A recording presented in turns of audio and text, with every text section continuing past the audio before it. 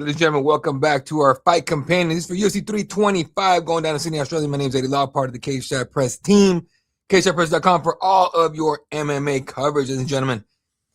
It's been a solid card so far, right? The broadcast has been solid. Let's be real about that. It's been pretty weird, right? We thought we were getting away from the crap from ESPN Plus, and it turns out not as much as we thought. It is what it is. Either way. Let's go ahead and go through what has gone on tonight so far.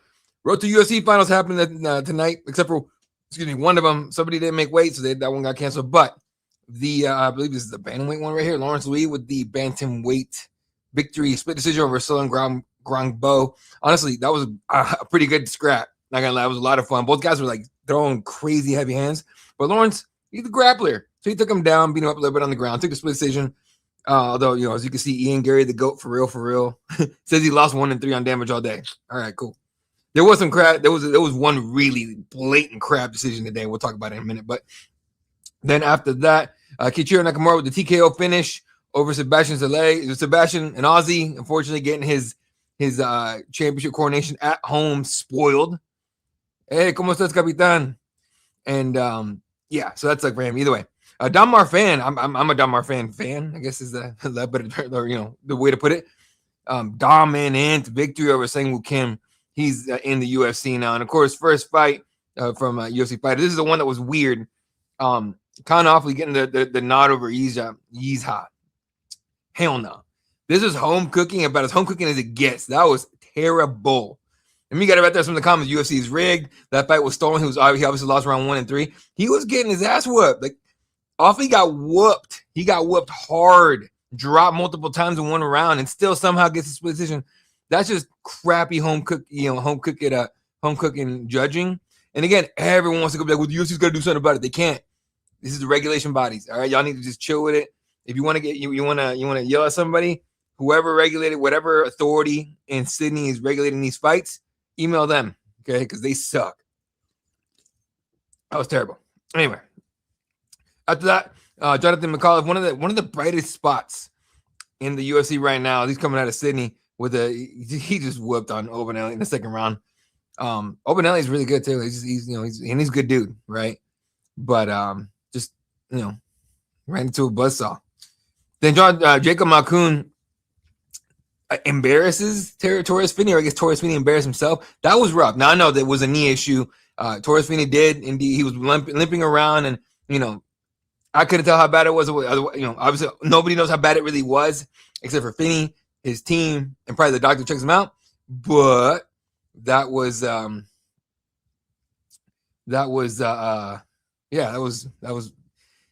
just made me think. Like, I don't think it was just the knee that was messed. I think he has a problem up here. I think he fought with lack of confidence. He fought looking confused, seeming confused, all kinds of stuff. So. And I get it. Torres Finney, took him 3 tries in DWCS to get to the UFC. I might only take him on 1 loss, maybe 2 losses to see him his way out, which really sucks for a young guy like that. Then Cam Ralston with a nice second round finish with Cody Brundage. Cody looks solid overall in terms of, like, how do I put it? A guy that should have no chance in the fight, right? Like, he did put his hands on Ralston quite a bit, but a guy like Cody Brundage against Ralston was going to have to put himself in danger to even have a chance. And it didn't work out. Here's what it is. Then Billy Lacano second round submission over Junior Tafa. Tafa looked damn good. He dropped Billy, I think, at least once. And he looked good, but man, those Tafa brothers, their cardio dies off. He slowed down a lot in the second round. Billy looked better on the hands in the second round. And that's kind of how it went. Rear naked choke finish of Junior Tafa. So that's where we're at, folks. Let's go ahead and start prepping our first fight on the main card. Honestly, one of the more exciting fights in the card is lightweight bout between Killian Selkild and Jamie Malarkey. Aussie on Aussie crime on this one. Not something that Selkild's been used to yet in the UFC, but either way, how do I get this? There we go. All right. Here we go, folks. All right. So, there we go. There we go. Hey, Mr. Beckham, what's up, brother? Perilous, did you already talk about the guy who was 10 pounds underweight behind the towel? No, I did not. So that was, what was that dude's name? Whatever his name was. So he gets on there. If you guys didn't see, he goes up to, actually, fuck it, let me find out this dude's name. DC Talent Trick. It was what's his name? Here it is. Aaron Tao. Okay. So Aaron Tao, first of all, and the first thing is immediately like, hey, I need the curtain. All right, cool. You need the curtain. Gets up there and he does this on the curtain. Now they always tell you put your hands down for this reason. Why they didn't tell him to put his hands down on this one, I don't know. But you can see he puts it was like the right elbow on there. Get on it if you have the digital scale right now in your bathroom or wherever. Put it next to a counter, right? Get on it and just with your finger, just push down a tiny bit on the counter. You will lose like 15 pounds. Like really easy, right? So he comes in at 122, something like that, on there, gets off the scale, and then has to get back on it for pictures and everything, and it shoots right back up to like 129 and misses weight badly. And that fight got canceled, obviously, but that was just bad. He tried the DC Tower trick. That only works once, y'all. You can't do it again when everyone sees it coming. But he almost got away with it. I'll give him that. Like, had what he should have done is played stupid and be like, oh, I don't feel good. I'm just gonna go to the back and just like skip the picture. He probably would have gotten away with it, I think. But that was weird. Weird as hell, man. I mentioned if you come in at 122 with the curtain, you didn't need the curtain in the first place, right? So, yeah, dude, that was weird. And I love that even in 2026 with the UFC or the MMA being as old as it is now, it's not old, but it's still it's not brand new anymore. Fighters still try to pull crap like that. I mean, hell, in the NBA, for example, Paul George just got suspended today, 25 games for substance abuse in terms of like PEDs, what I'm assuming. I don't know what he was taking. I'm assuming it was like, peptides or something for injuries. That dude's broken all the time. Roids in basketball don't help you. So, but I mean, either way, 2026 in the NBA is like, forever old. It's still happening. It's crazy. Excuse me, folks. I'm a little bit stuffy. I'm not under the weather. It's just when it's windy, I get my allergies are crap. So when it's windy, I get stuffy really easy. In Arizona right now, it's it's nice and cool and windy as hell. Shout out to everyone in the excuse me. Shout out to everyone dealing with all the storms right now, man. It's got to be pretty crappy. I think everyone knew it was going to get real bad when Ted Cruz got on a flight out of town, get the hell out of Texas. He did that. He tried to do it last time. He got called out. Yeah. For Paul George, medicine for mental health. No kidding. Let me look that up.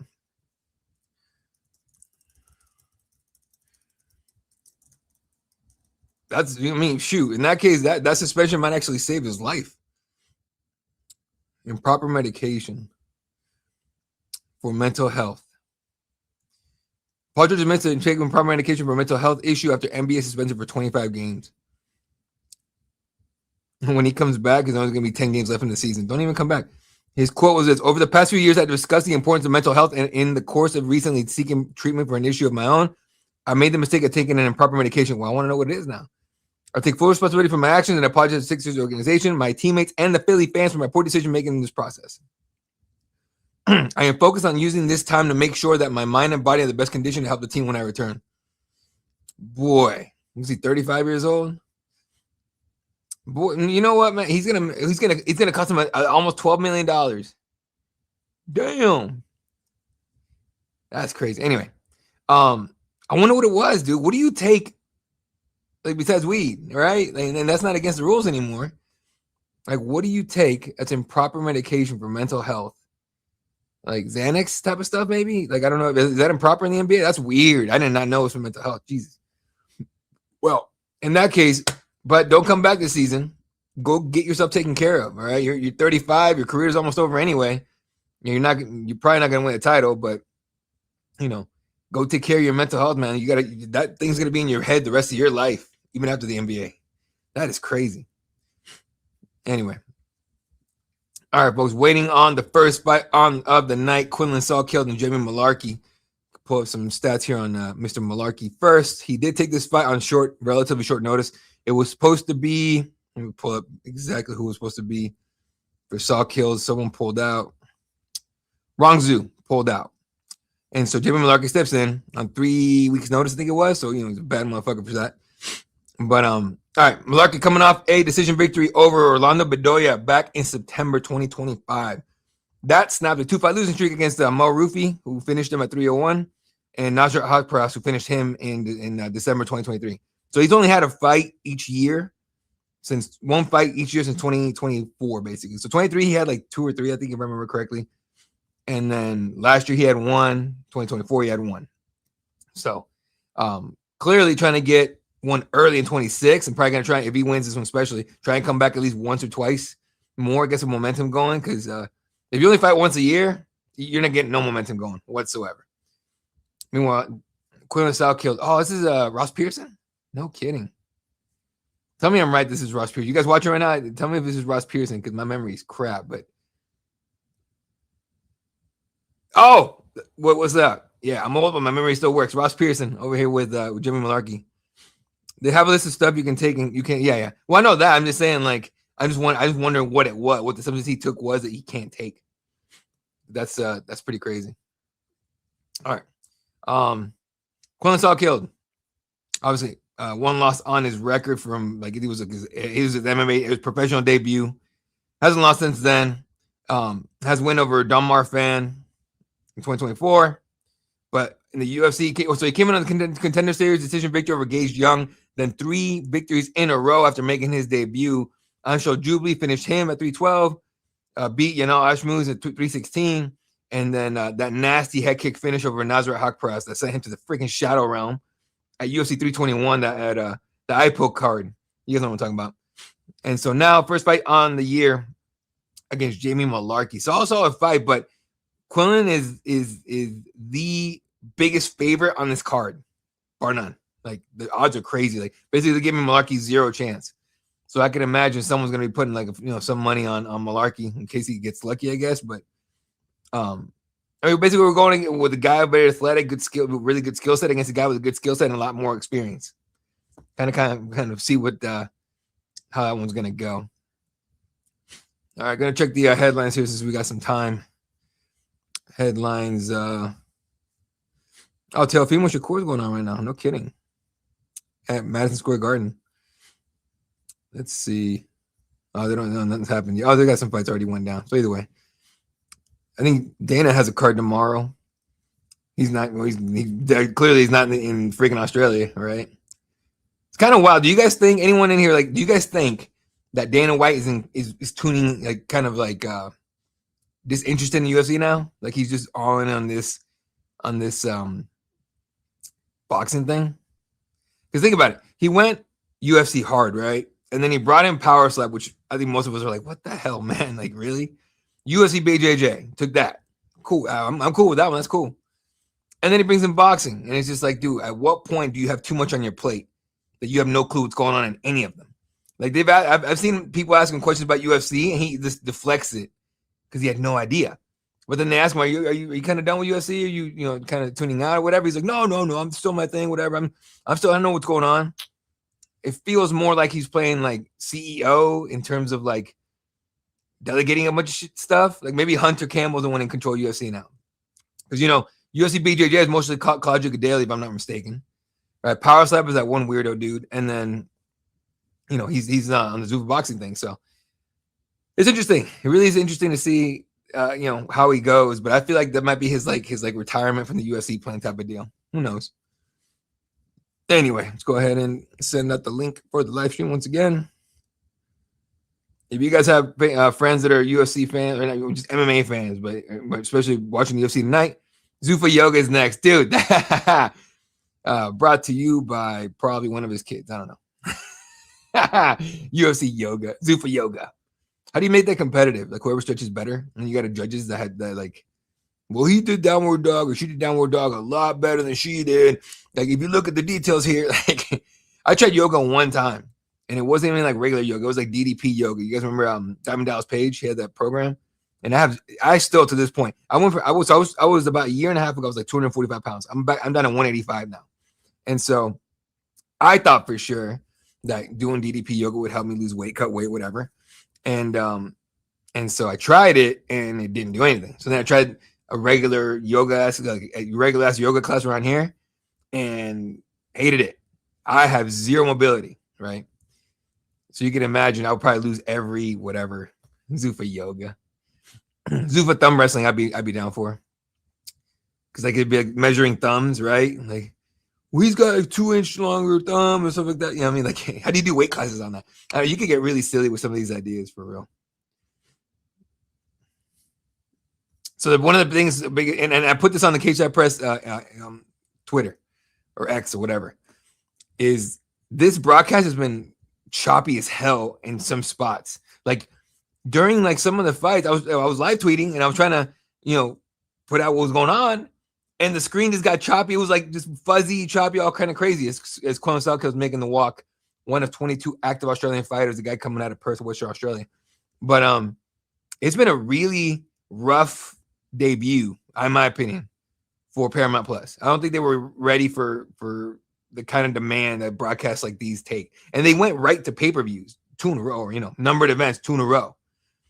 Like, I still think they should have done an Apex card first, which next week I will be at the Apex next week for that Bautista card. And so you guys let me know if the broadcast sucks, and I will ask whoever I can, because they ain't going to ask questions at the Apex. That guy, he didn't even show up for this one. So 10-fight win streak for Volkanowski, 7 fastest knockout in UFC lightweight history at 19 seconds. And coming off the Jubilee first round TKO. Oh, no, not coming out. That was his first fight. UFC 312. UFC fight. Season 8 DWCS contract winner as he enters the cage now. But yeah, this has been weird.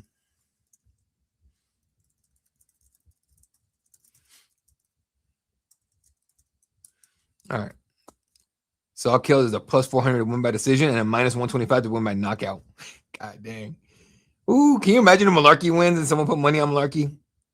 I don't bet on MMA, so I don't know. I got to put some money on football, a little bit, but I cover MMA, and I feel like it'd be kind of weird if I bet on it personally. Like, I know there's a lot of like betting accounts, stuff like that want to call themselves media, and go ahead and call yourself media. You're really not, but it's cool. But I don't bet on stuff that I cover. I think it's kind of weird, just for me. A lot of people do. You actually should. Like, I know some journalists that do bet on this stuff, and they share their bets with me, and I'm like, I'm not gonna put money on it. Someone chose Ozzy Osbourne for the intro. That's pretty dope. I didn't even hear it, Jay. That sucks. I'm at the. I always rewatch these the next day, so I'll rewatch this tomorrow, and I'll finally get to hear it. But yeah, when you're like doing the fight companions and the live tweets and the recaps and all that, which I had 4 of them tonight, you don't really get every little detail. And so tomorrow, because my kid, I got young kids, and I got a young kid, and all my other kids are older, but like he gets up at like 6 a.m. and I always get up without any of you have kids probably know this. Like I'm up and at him at 4. Like I can't sleep past 4 anymore. So I'll be in here watching the fights. Oh, that was the former welterweight champion back there. I barely saw him. That was shoot, JDM. Saw JDM back there. You can't mistake JDM. That nose is fucked. Bruce Buffer making the intros for Saul Kill versus Malarkey. By the way, normally I'm like this on these fight companions. I did change the outline of the setup of my studio here. My podcast room is what I call it. And TV's over there. So I'm going to be doing this for most of the time. Introducing Jamie Malarkey, 18-8, 6 feet tall, 155.5 on the scale. At a Central Coast, Australia, plus 700 underdog. So he's Rocky tonight. He's taking on Creed. Can he beat Creed tonight? We'll have to wait and see.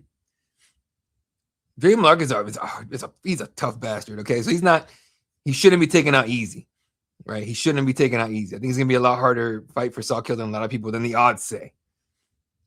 But he's so damn talented. This Saul Kill kid is crazy. 10-1, Saul Kill, 6 foot, 6 feet tall, 155.5 pounds as well on the scale. Perth, Western Australia native, minus 1,200 favorite. Closest favorite in all 4 of his UFC fights. And after that Nasrat finish, I'm not surprised. No one's surprised. All right, ladies and gentlemen, here we go. Loading up on Red Bull right here. Sponsor Cageside President Red Bull. Okay, we have similar colors. Hello, ring girl. Where's Brooklyn? I'm a big fan of Brooklyn. A lot of people give me shit. I say I take Brooklyn over pretty much any other one that's ever been there. Here we go. All right, round 1. Right to the middle. Saul Kill has a little taller on the on his stance. Inside leg kick for him. Jamie, really a lot of head movement from Jamie, trying to make sure he's not a stationary target for this Psycho. He's what I like to call Saul Kill. He's so much fun. And it's a leg kick again for Saul Kill. Goes left hand up top, goes to the double leg, gets Malarkey down for a second. Malarkey posts up on 2 feet and both hands. Saul Kill trying like hell to drag him back down. Malarkey using his weight and his balance good enough to stay there, and he fights his way to the fence, gets back, uses the fence to get back to his feet, breaks the grip, turns and faces. Saul Kill goes off, landing shots on Malarkey. Now Malarkey's the one that clinches and puts him on the fence. Knees to the inside thighs for Mr. Jamie Malarkey, and Saul Kill has an unhook on the right side, overhook on the left. He's going to try and here turn him, reverse the position again. Can't do it. Malarkey staying active with his knees to the legs. Here comes Saul Kill. He's going to make himself lower here, try to kind of like duck under a little bit, but Malarkey's not letting him do it just yet. Malarkey with a ton of pressure here on the fence. Now he's going for his own takedown, single leg. Go, push. Gets Quillen, Saul Kill down. Ends up in like a half-ass side control. Quillen fights to his feet, hangs onto the single leg, gets back to his feet, and nothing. They break apart, and we're back to throwing hands. This is a fight. Malarkey going just aggressive with the pressure right here. He knows what he's messing with, though, because that's the kind of thing where Saul Kill can definitely bait him in for a kill shot. And that's what he's doing. Saul Kill's backing up a little bit, just trying to bait him. Nice little leg kick there or calf kick there for Saul Kill. Jamie really aggressive here with the stances and everything. Rushes in with the punches up top, nothing. Quillen looking for the takedown. Nope. Underhooks, double underhooks for Jamie Malarkey. Gets Quillen to the fence. I have a hard time talking because these names are fucking wild. Malarkey with double underhooks here, eating little like palm strikes to the ears from Saul Kill, who's using his left leg as leverage to stop this takedown. But he needs to get out of this spot here before he goes for a ride. Malarkey just dragging him on the fence here, trying to get him off the fence. Does for a second. Here he's going to look for a takedown. Can't do it. Still hanging on to his double unders here. But now Saul Kill is pummeling for one of his own. Might get on the left side here. He's hanging on to the right arm of Malarkey. He's going to have to look for his own underhook, and Malarkey's just really good at stopping it here.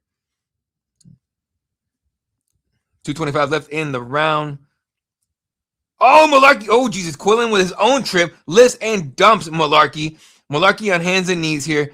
Quillen working to take the back here. Has a seatbelt behind him. Right hook is in. Drags him back down to the ground. Working on getting his left hook in.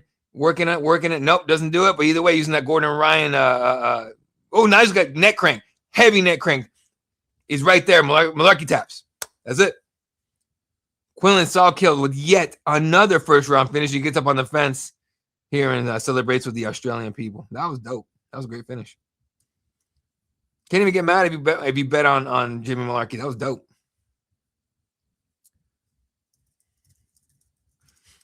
All right. I do make the graphics with Cageside Press. Really should try and get someone to do that. But either way, I do make the graphics with Cageside Press. So if I stop talking for a second, it's because I'm making that, which I am doing as well right now. All right. God, how can you not be a fan of Quillen Saul Kill? That was dope. Took me a minute to learn how to spell his name, but I got it. And that was a rear naked choke, technically. It wasn't that crank, rear naked choke. When they come up to read the decision, but either way, when Bruce Weber comes up to announce a decision and all that, I will mute myself. We will put a banner up, or I will put a banner up, I'm actually doing right now, where it's going to show this right here, muted to get quotes and decisions. So I do understand you can't hear me if I'm trying to talk, but I'm getting quotes for you guys and all that. So as soon as Bruce comes up, I will switch over to that and get you guys some quotes. Maybe see if he calls somebody out. Either way, impressive victory by Quillen Saul Kill, even if it's against the Malarkey who only had 3 weeks notice. All right, bear back, folks.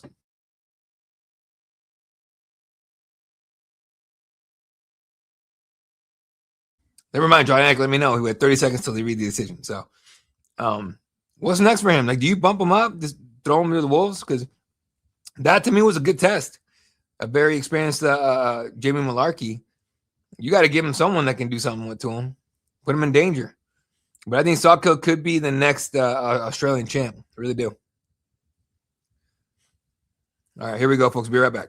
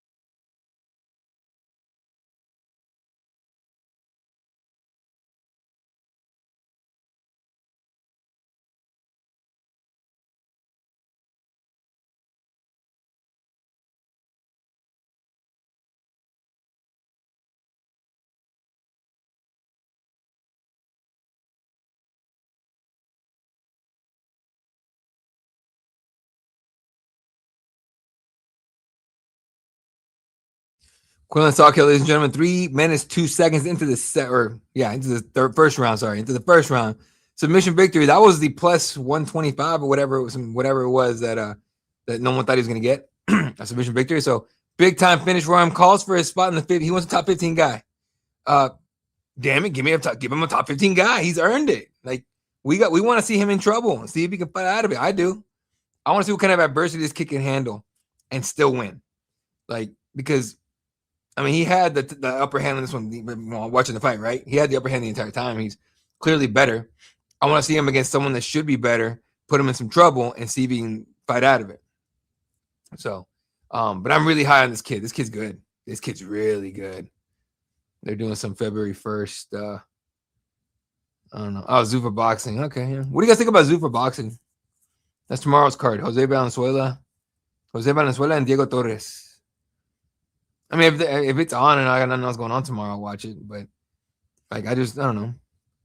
I used to be so into boxing, man, when I was much younger, and now it's like, it's kind of gross. Not kind of, it's super gross. For real.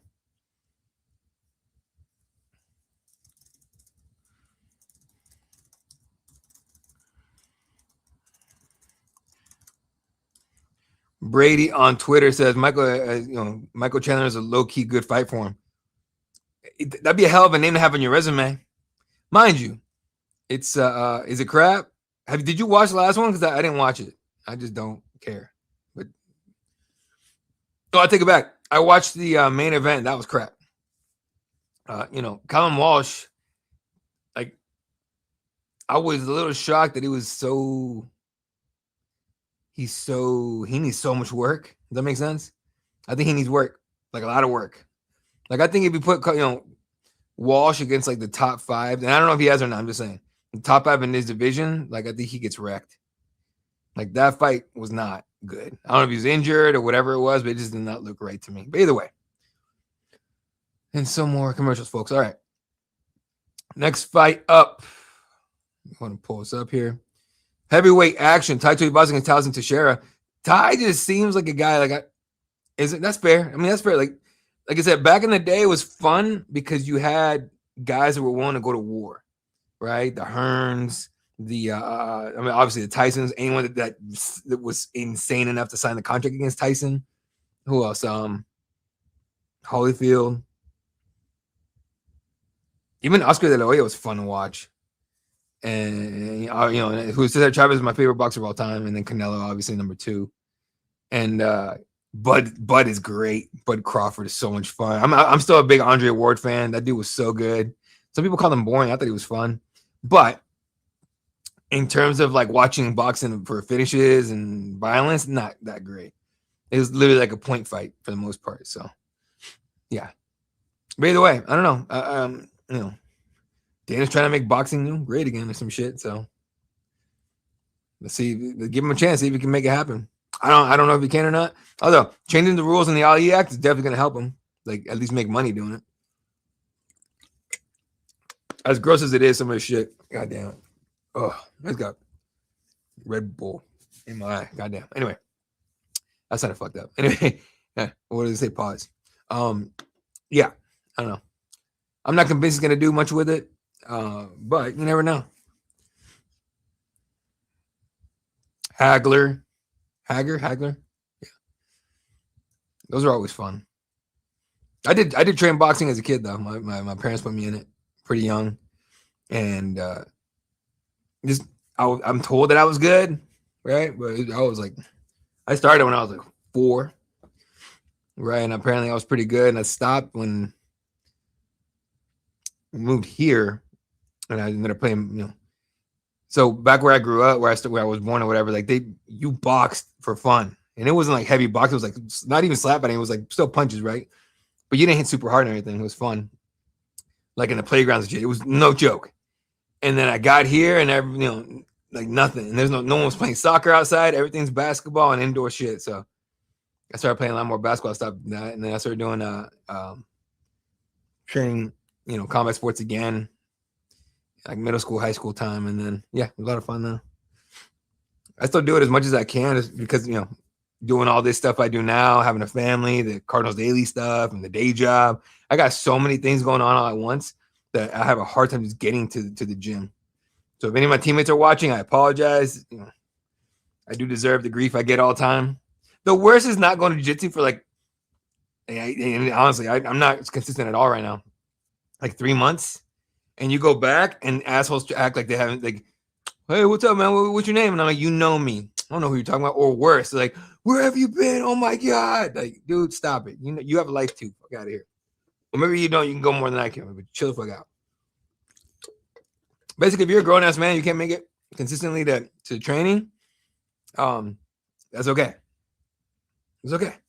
Either way. John Gooden confirms Namzrai Bayar and Aaron Tao will be rebooked for later in the year after Tao missed weight. I think Tao already lost here. I think he shouldn't get a contract. I think he should be the other guy. But you know, whatever.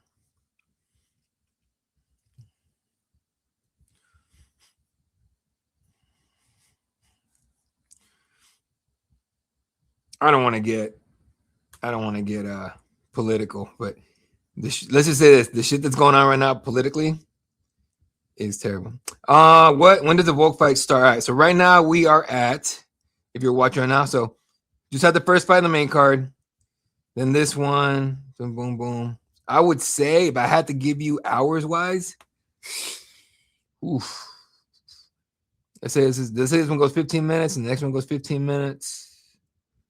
Hour and a half, I would say, maybe. Yeah. So if you're not gonna watch, I don't know what to tell you. Like I'm terrible at gauging the time on that because you never know. Like most of the time, if there's a finish, they move pretty quick, or they like shorten the time between fights. Usually, this is not back. You know, this is not. We're not on ESPN TV. We're not on live TV where the time slot has to be strict. So I can't give you really like a legit like by hours. Yeah, I'm trying to figure this out right now. Hold on. So, all right. So if we're looking at here, okay. So we're here. We got the second fight on the main card. Okay. All right. So we're at 7. Well, my local is 7:36. The next fight's going to start in about 10 minutes, probably. That goes to 8 o'clock, right? 8 o'clock. Let's say it goes 8:30. I would say 8 o'clock. Ending here. 8:30. Shit, I was like an hour and a half. Yeah, that's all I can think of, dude. Sorry. I wish I could help you out. I really do, but I am terrible at this kind of thing. If anyone can actually do the math for us, like approximately how much time, I would say come check again in about an hour 15. How about that? Check back in an hour 15. You'll get a better answer. Sorry about that. I wish I could help you more there, Nick. Apologies, my friend.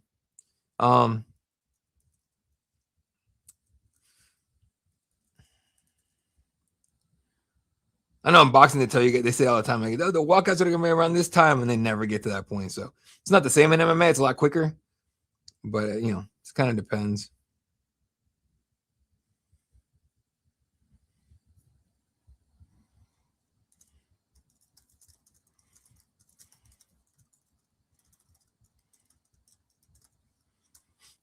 Anyway, hey, no problem, dude. Come back, I'll let you know. About an hour 15. Come back, check, and then I'll let you know.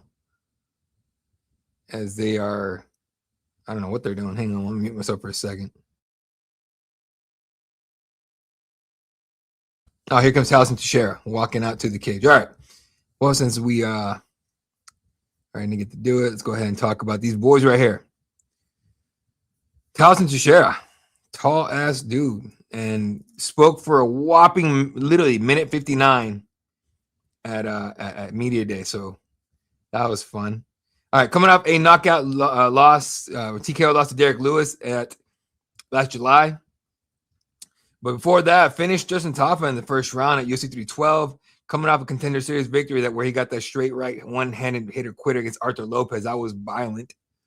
Former LFA fighter, of course, a guy that fights out of Sao Paulo, Brazil. Team Mineiro, Lucas Mineiro. Have you guys seen, I don't know if there's any jiu-jitsu people in here with me, okay? But have you guys seen this crazy stuff coming out with the Andre Galvao and the Ato stuff? Bonkers. Like the jiu-jitsu community is just rolling right now going, what the hell? That is a problem with putting anybody on a pedestal. Bro, he's lost like 5 in a row. All right. Like, let me pull it up for you. Hang on. Ty's got like on a 5-fight losing streak. Okay. Yeah. Okay. 5-fight losing streak for Tai Tuivasa coming to this one. This, I think, is going to be his retirement fight, especially if we lose. I think win or lose, Ty knows it's over. If you guys didn't see his media day, like he looks so like all right. Like he's kind of like accepted the fact that this is probably going to be it. Tossing chair, 8 first-round finishes. All 7 of those are knockouts. Yeah. All victories are finishes. Yeah, there you go. Knockouts. So September 2022, Cyril gone, TKOs, Tai Tuivasa. Then Sergey does it December 22. Then Ezekiel chokes his ass in September 23. Then Martin Tabor chokes him out in March 2024. Then Rosenstruik takes him to a split decision, beats him by that at UFC 305 last August. And that's when Ty took this time off to go, get a mental reset and all kinds of stuff. And honestly, he looks great. He looks like in great shape. But frankly, win or lose, it should be over. Like, there's no reason to keep taking this damage. So right now he's walking out. He's high-fiving everybody. Very calm, wearing a flag. Really looking like he's taking it all in, guys. It's not that he doesn't take it in usually when he comes out, but he looks like he's taking it all in. Like I can't tell if he's crying. His eyes look a little glassy, like he might be crying. I don't know. Maybe he got in shape for this one. He's like, I'm going to go out hard as I can. Let's go. I'm really curious what that flag he's carrying is. Let me find out.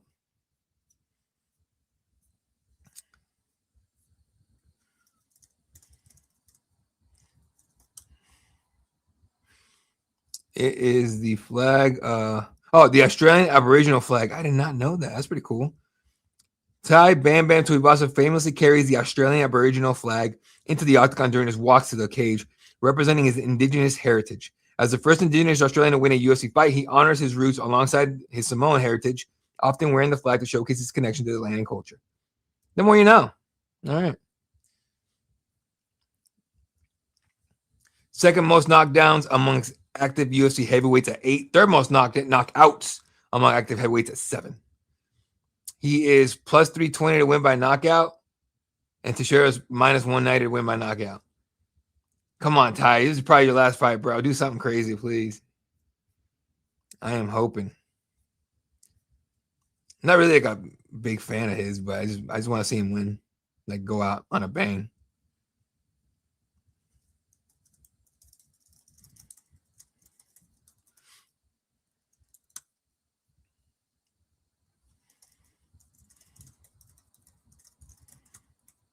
All right, folks. All right.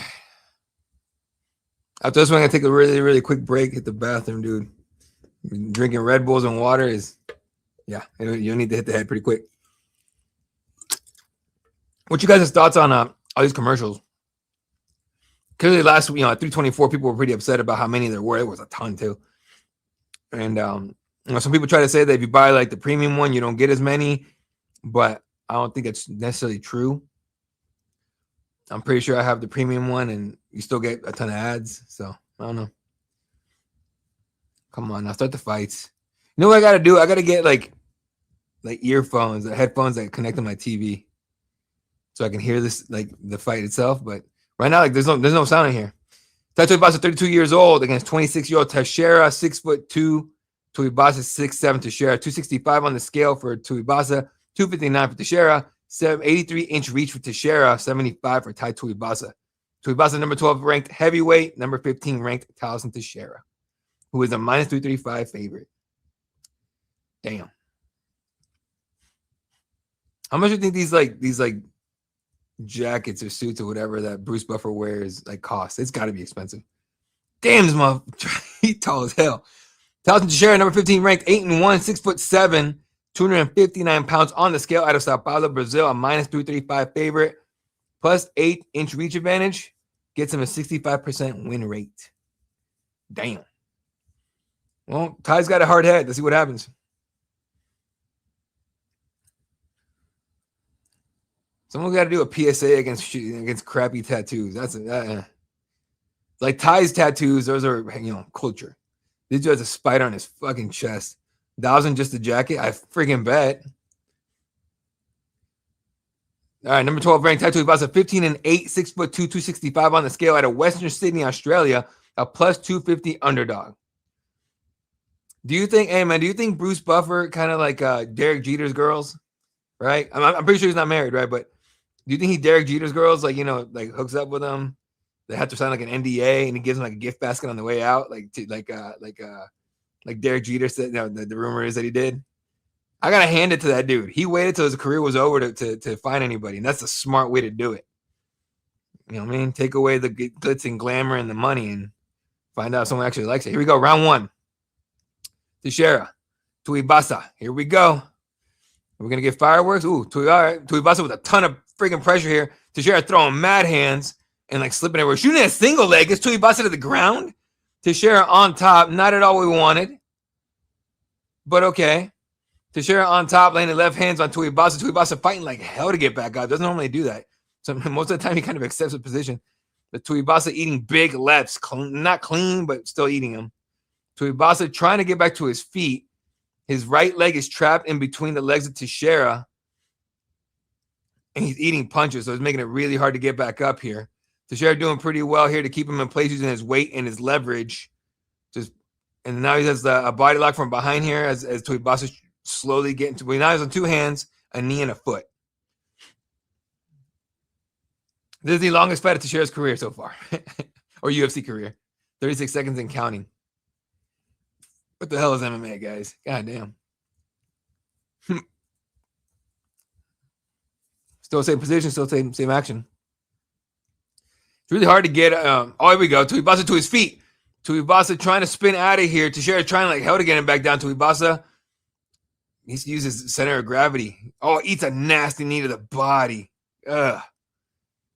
He's close to getting out of here. Spinning to face him. Terara's fighting. Ooh, Terara knocks him back down. Takes him back down. Sorry, takes him back down, not knocked down. Takes him back down. He is in head and arm choke position. Nope. Sits up in mount, looking to drop bombs. Tuivasa is fighting like hell to get to his belly. So he doesn't eat clean shots here, but he eats nasty right hands here. 3:15 left in the round. Tuivasa, again, the right leg is trapped. It's a big-ass leg, so he's going to have a hard time getting that thing out. Terara sneaking punches under the arm. Tuivasa almost belly down. Little surprised Terara's not letting him do it. Props to watch. Will this fight go to distance? Plus 700 says yes. Minus 1400 says no. Yeah, this fight ain't going to distance, not at this point. Unless Tuivasa finds his own rocky moment.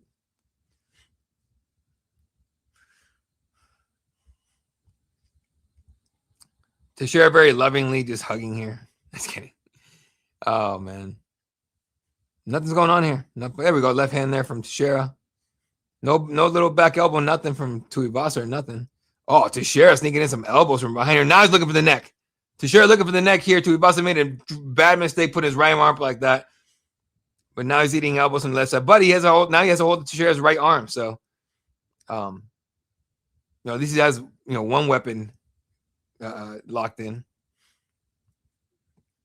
Tuivasa looking pretty calm here so far. But the arm, oh, here we go.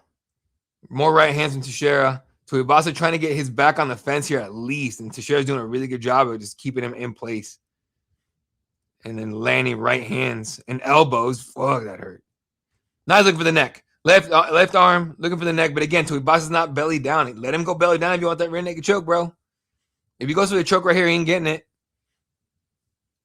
135 left in the round. And Terara's using a ton of energy here. Wonder how good his gas tank is. It is heavyweight MMA.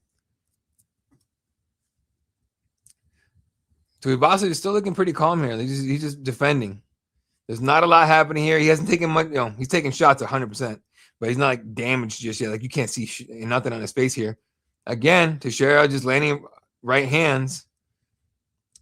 These are a little harder. Nice little elbow there. And Tuivasa grabs her right arm again and just hangs on to it. On this right here, I would love Tuivasa to use the arm as leverage and just BS his way out of the spot. But Teixeira, there we go. He did it. Woo, there we go. Tuivasa gets back to his feet. Teixeira lands something on him. Tuivasa pissed. Well, looking pissed. He's looking for revenge here. Front kick for Teixeira. Another one. Tuivasa goes in with a 1-2, but it ends up in the clinch here. Right hand for Tuivasa inside the clinch. Now he puts Teixeira on the fence, has double unhooks on him. But again, it's not going to help a ton. I would, if he's going to do something, just drop down for a takedown at this point. The crowd is loving Tuivasa here. Obviously, home guy, home country guy. Tuivasa, double underhooks. Teixeira's hanging on to him. At least he's not getting punched. 13 seconds left in the round. Knees for Tuivasa to the legs. Teixeira took this round, bar none, right? But at least Tuivasa didn't finish it on the ground. 4, 3, 2, 1. Up to the second round. All right, so at least Tuivasa didn't end the fight on his ass, right? Fought his way back up, and now curious to see how much Teixeira's gas tank holds up.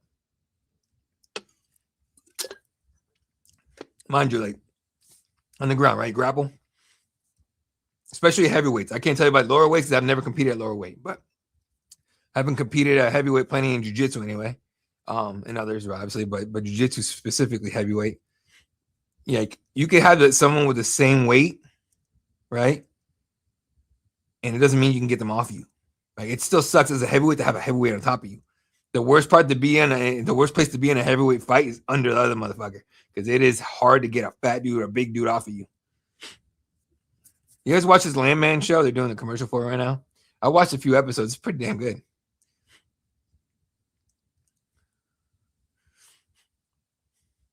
All right, here we go. Round 2. It's always funny to see behind one of the fighters and you see the media seating and you recognize all the guys. Like, oh, shit, I forgot to text that guy back and shit like that. I do it all the time. Round 2, here we go. Punches from Teixeira. Left hand got through.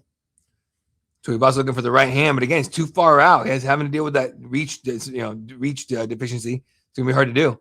Looking for a leg kick. I think landed one. Crappy camera angle here. Teixeira fires the leg kick back, then a front kick up the middle. Tuivasa, he's thinking about like unleashing just an overhand murder right, but the opening is not there. Oh, geez, head kick for Teixeira. He might have touched the chin. Oh, here we go. They both threw right hand at the same time. No one landed anything.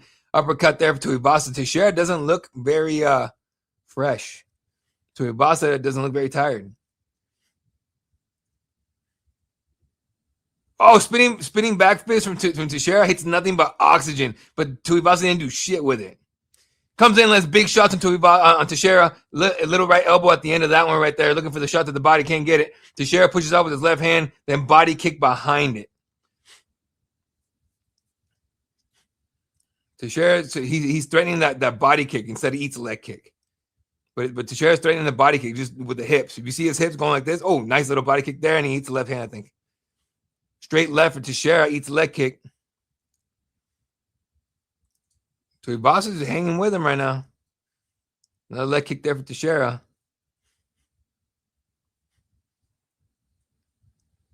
Teixeira looking a little tired, just my opinion. Nice 1-2 for him off the leg kick. Tuivasa just can't get close to land hands on it. Ooh, nice right hand for Tuivasa. He might have been a leg hook there. He ate a head kick and just ate it. Is Tuivasa. Like, damn. Can you imagine if Tuivasa landed a head kick of his own somehow on this tall-ass dude? Eating a combination that's unbelievable. Teixeira then shoots the double, gets it. Tuivasa on his ass again. Teixeira on top of him. Tuivasa in trouble. Frankly, in trouble. Under 3 minutes up in the round.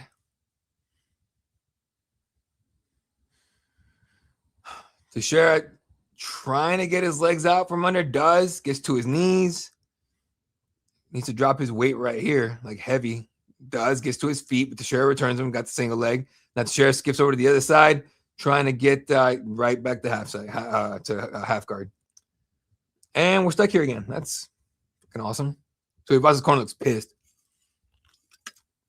Little elbows to Teixeira from top. Little, meaning he's right in front of him right there. They're real close. Tuivasa literally helps Teixeira to mount. What the hell? And he's just holding on to him with a body lock as he's eating little shots here from Teixeira with, getting close to 2 minutes up in the round. Yeah, you know what? I think win or lose is more than likely lose. Tuivasa's probably done. Should retire, honestly. Pushing off of him, trying to get to his side, trying to get to a post. Goes belly down, gets his back taken. No hooks, obviously, because they're flat. He's flattened a little bit. Still on his right, on his left side a little bit. So it's not a total back take here, but Teixeira's looking for it. Now he's belly down. Now Teixeira's on the back. But he's flattened out, hanging on to both hands. Now he lost the left hand. Now he's eating lefties. More lefties. More lefties. Tuivasa's in trouble. He knows it, too. He just shook his head like, God damn it. 130 left in the round. At this point, it'll be a win for him just not getting finished. More left hands from Teixeira. I wonder what happened to Tuivasa that he just lost that fire, because he definitely did. He don't fight like he used to. Poor guy. It's guys like him that are just heavy hitters, take heavy shots and eat. Oh, here we go. Full mounted. He goes to his back. It's full mounted again. Teixeira lands a shot, looking for the hen or arm choke or arm triangle, whatever you want to call it. Tuivasa doesn't, obviously not allowing it. Under a minute left. You can tell Teixeira's starting to get frustrated that he can't, Tuivasa's not giving him the finish. Ty is flattened out. Flattened out, mounted. Tired. Burnt up. You can see the freaking mat burn on his elbow. 8 left hand. Elbow there. 32 significant strikes in this round for Teixeira to Tuivasa's 14. At least Tuivasa landed something here. Oh, Teixeira's isolating that left arm. Loses it, though. 13 seconds left in the round. Tuivasa landing a couple shots from bottom. And those are not... Oh, Jesus. Taliesin postures up and tries to land like one of those like hammers, but I don't think it landed. The round's over. Tuivasa's in trouble, folks. He needs a finish. Plain and simple. I feel like we all needed that, though. Knew that. He was going to need one before the fight even started.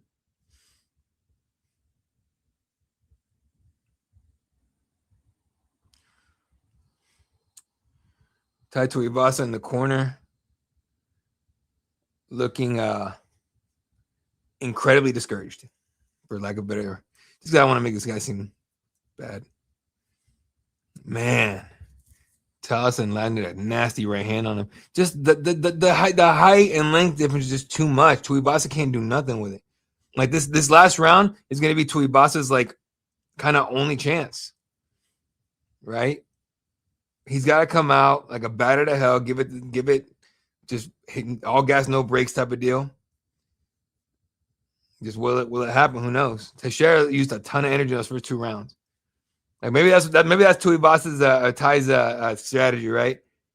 Get hit in the face a ton of times and mounted and beat up and until Teixeira's tired and then go off. Here we go, round 3, guys. High five and we're going. Body kick for Teixeira, leg kick for Tuivasa. Maybe forget the leg kicks button, just throw straight rights.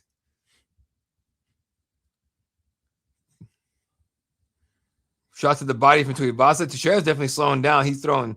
Hands are slow for Teixeira. Front kick for him there. This is Tuivasa's best. Need Teixeira to win. There you go. How much you got in the line, dude? But Tuivasa's, this is his best chance. He has to go off right now. He ducks the throw. Teixeira pretends to shoot. Tuivasa just shoves him out of the way. And Tuivasa's corner is begging him to attack. Literally, they're like, come on. Like, they're screaming at him. Big shots to Tuivasa. Taliesin Teixeira just backs up. And he's stumbling and he's tired as Teixeira. Looks for a straight lead elbow. No dice on that one. Tuivasa gets on the clinch and goes body lock. What the hell, dude? Maybe looking for a takedown of his own. Get on top and start landing his own shots. Knees to the inside thigh from Tuivasa. Teixeira landing little shots to the head and the body, but he's tired. He's up 2 rounds, so he has to survive this one, basically. Got a 4-fold on then. Rafael St. Denis and then Volk to win. That's a pretty solid shot right there. Good luck, dude. I don't bet, so I can't help you. But that sounds pretty solid. That the physique fight might be a little bit, we'll see. But BSD should have the weapons to beat Hooker. As Tuivasa stays right here in the clinch, body lock and landing knees to the inside legs. coming up on 315. Oh, big looping hooks from Tai Tuivasa. Teixeira ate him. Big left, big right for Tai Tuivasa. Big right for Tai Tuivasa. Coming after him. Teixeira is stumbling. He's hurt. He's disheveled. He has no clue where he is right now. Fires back on Tai. Tai going forward. The crowd is on their feet. Left hook for Teixeira. Right, straight right for Teixeira. Tai just looks at him. Tai's not letting him breathe. A big left hook. Looking for the uppercut is Tai. Can't get it. He's blocked. Big right hand for Tai. Another one. Teixeira looking for the single leg. He is exhausted. He is hurt. He is tired. Tai puts him back on the fence with the double unders here. The body lock. 240 left in the fight. Tai's got to go. He's got to go right now. Teixeira's hurt. Don't give him a chance to recover. He knows it. But Tai Tuivasa is also tired. It's going to be super close, bro. Super close. Look, man, as long as Teixeira's on his back right here and not getting hit clean, that's fine. Like, Tai's screwing up this right now. Now Teixeira's a little recovered, looking for a takedown here. Lands the knee to the body. Teixeira's got his wits about him again. And Tai has himself in a real shit spot. He needs to back the hell away. There we go. Breaks out, looking for the right hand. Gets lands the uppercut, does Tai Tuivasa. They get back to the middle. Teixeira looks at the clock and goes, oh, shit. Body kick for Teixeira. Tuivasa pulls his shorts up because those shits are always falling. Big smile, or like a half-ass smile for Teixeira. Eats a shot to the body. Clash in. A little tiny bit of clash of heads, maybe. Tuivasa puts him back on the fence. And this is not going to win you this fight, Tai, at all. They are exhausted. Both men are done. They're gassed out. That's why in heavyweight MMA, unless you finish that first round, you're tired no matter what. Unless you Cain Velasquez. Man, had that guy just not blown his knee out or hurt his back and all that. Oh, big left elbow. Then a right hand behind it. Then an uppercut for Tai Tuivasa. Eats a left hook himself. Tai Tuivasa going to the body with the shots here. Eats a tiny little front elbow, but it ain't nothing on it. Coming up on a minute left in Tuivasa's more than likely UFC run. Body lock. Double unders for Tai. Big left hand up top. Then a right hand up top. Teixeira dives in for a single leg. Teixeira's on hands and knees here. Tai, top position here with the body lock from behind here, north and south-ish. Not really north and south. It's like a headlock. There we go, headlock position. And not doing shit. 45 seconds left in the fight. Tai's got to go right now. He can't be doing this. He's got to go right now. Land something, dude. Trying to muster up the energy to do something. Can't throw knees here. Can't do none of that. This is Tuivasa's best round so far. He's got to go now. He's going to lose his fight if he stays here. Teixeira hanging on to both of Tai's arms. Mark Goddard asking him to do something. Coming up with 20 seconds left in the fight. Gets his right arm loose as Tai Tuivasa. Landing big shots to the body. Not going to win you the fight there, Tai. It's too late. This fight's over. Teixeira gets back to his feet. Hanging on to the single leg. Tai's looking for his head. He's just looking to land at the head somewhere. Running out of time. Teixeira's just running away basically on the ground. 3, 2, 1. The fight's over. And that's it. Oh, Rafael's Fiziev is nuts. 100%. Hooker. If Fiziev's nuts, not Hooker. Who's he fighting? Rufy is like a scholar. He's so chill, right? I don't know why I thought it was Fiziev Hooker for a second. For like a split second, I was going to say Hooker. Fiziev's nuts. Hooker's a maniac. But no, you're right. It's Fiziev. What the hell's going on here? Oh, it's that new Marshall show. Sweet. I'm excited about that one, honestly. I didn't like Yellowstone when it first started, and actually liked it when it got halfway, near the end or whatever. Or as I got into it. So when they said there were going to be a spinoff with Casey, I'm down. I think March 1st, I think it is. All right, Paramount Plus, you got me, assholes. As soon as Bruce gets in there and announce a decision, I'll let you know by how much Teixeira won.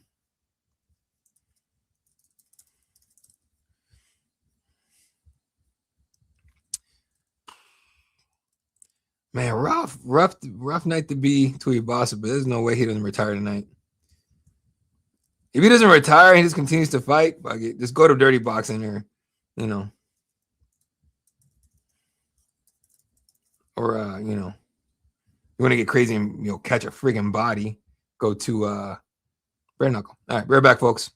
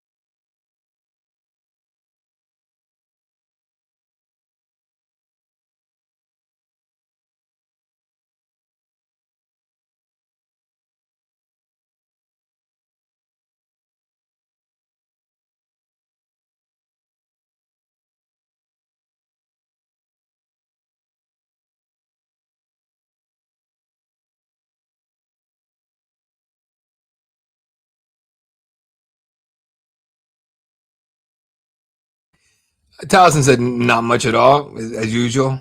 Obviously, he gets it 29. 29, 28 all across. But he wanted to say something else, and DC just goes, "Nah, I'm good," and he just walks off. He tells DC told him, "Hey, go do some press, dude. Like, go to the back of the media room. Yeah, so you can go talk for a whopping 2 minutes." I'm not dissing Teixeira. He just has nothing to say ever. Anyway, yeah, you know what? That's got to be it for Ty. You know, and you got your win, dude. There you go. Carlos Prates in the crowd. One of the few that could pull off that mustache. JDM in the crowd as well. Fucked up nose. Dude, there's no way that fixing that doesn't help you breathe better. Maybe I'm wrong. I don't know. All right, but we're going to take a really quick break. We're back here in a couple minutes. Next fight up will be Fiziev Rufi. So yeah, Bilal. Yeah. Your fight's up next. All right, bro. All right, right back, folks.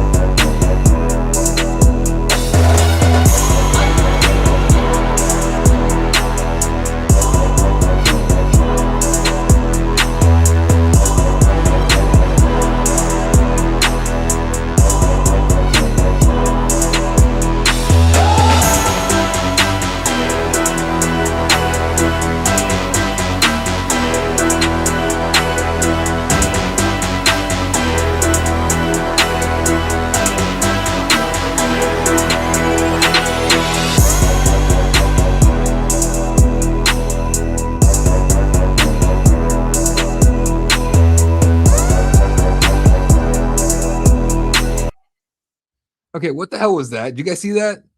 The co-main event to be determined for 326 or 25, 26? Fuck is that about? Watch it be like Brock Lesnar. You guys remember back in UFC 200? You guys know the whole reason why Ariel did a 2-hour cry fest on the stream is because he broke the news that Brock Lesnar was gonna fight. He was gonna fight at UFC 200. They hadn't come up with an opponent yet.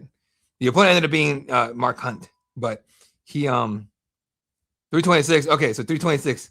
All right, so Jay, thanks, dude. Looks like it's because Ortega's out, so they're gonna have to redo that co-main event. All right, I have a lot going on. I didn't even know Ortega was out. I don't know. Ortega was still even looking to fight. Oh, Ortega was Volkanowski had been planned, so that one fell out. All right, that makes sense. Appreciate it, Jay. So TBD. Now I'm curious who's it gonna be. You guys remember? Yeah, UFC 200. He broke the news like an hour before, something like that. And then when we had the announcement during whatever pay-per-view it was, they had at the end of the it was a sick promo, by the way. The John Jones DC promo was so dope. It was the coolest thing. And then you hear, "Can you hear me now?" At the end of it, after everything went by, "Can you hear me now?" And they show Brock and he throws a punch at the camera. It's pretty dope. If you look back at that card, Mark Hunt was a snoozer. Brock won, and then he popped hot because he probably, there's no way his piss didn't like totally break that drug machine, whatever it was. Like, it's fucked. That was crazy. And then on top of that, John Jones tested positive. That fight fell out. DC fought Anderson Silva eating a slice of pizza on like 24 hours notice. And the main event was Amanda Nunes and Tate. And Amanda Nunes became champion that night. So wild how MMA works out. Like, I wonder, had Nunes not been had Nunes been Nunes, has she not taken over that main event? I'm curious, right? So we got some time. Let's look back at that card. The main event, Amanda Nunes won a new rear naked choke in the first round of Amisha Tate.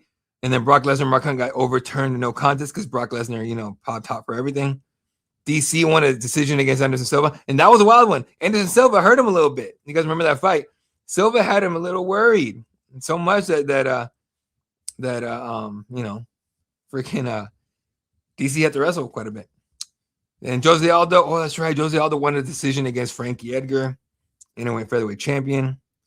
Cain Velasquez, Cain Velasquez style on Travis Brown that night, like spinning heel kick up top type of shit. It was dope.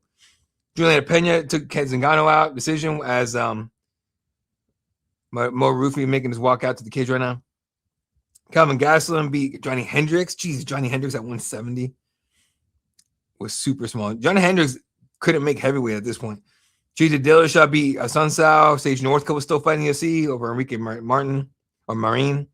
Joe Lozon beat Diego Sanchez. Gegard Mousasi. Jesus, I feel old as hell. I remember all these fights. Fuck, when was this? July 19, 2016, almost 10 years ago in July. Almost 10 years ago. Guys, life moves so damn fast. All right. Should probably post this again. Hold on.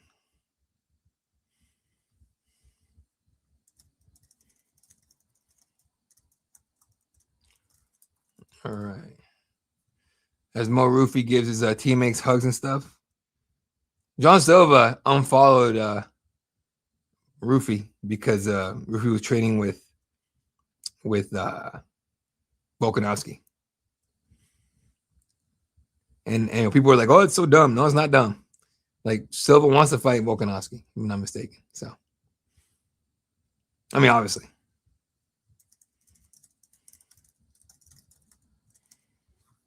Anyway. One of my friends texted me. He goes, "Dude, I'm like in tears." I'm like, "Why?" He's like, "Because Tuivasa lost." And I'm like, "So?" He goes, "That means the end of his career." I'm like, "Yeah, probably. At this point, probably should, just to save his mental health as much as possible." I mean, all the shots that dude's taking in his fight style, like the way he fights, like, it's a little crazy. All right.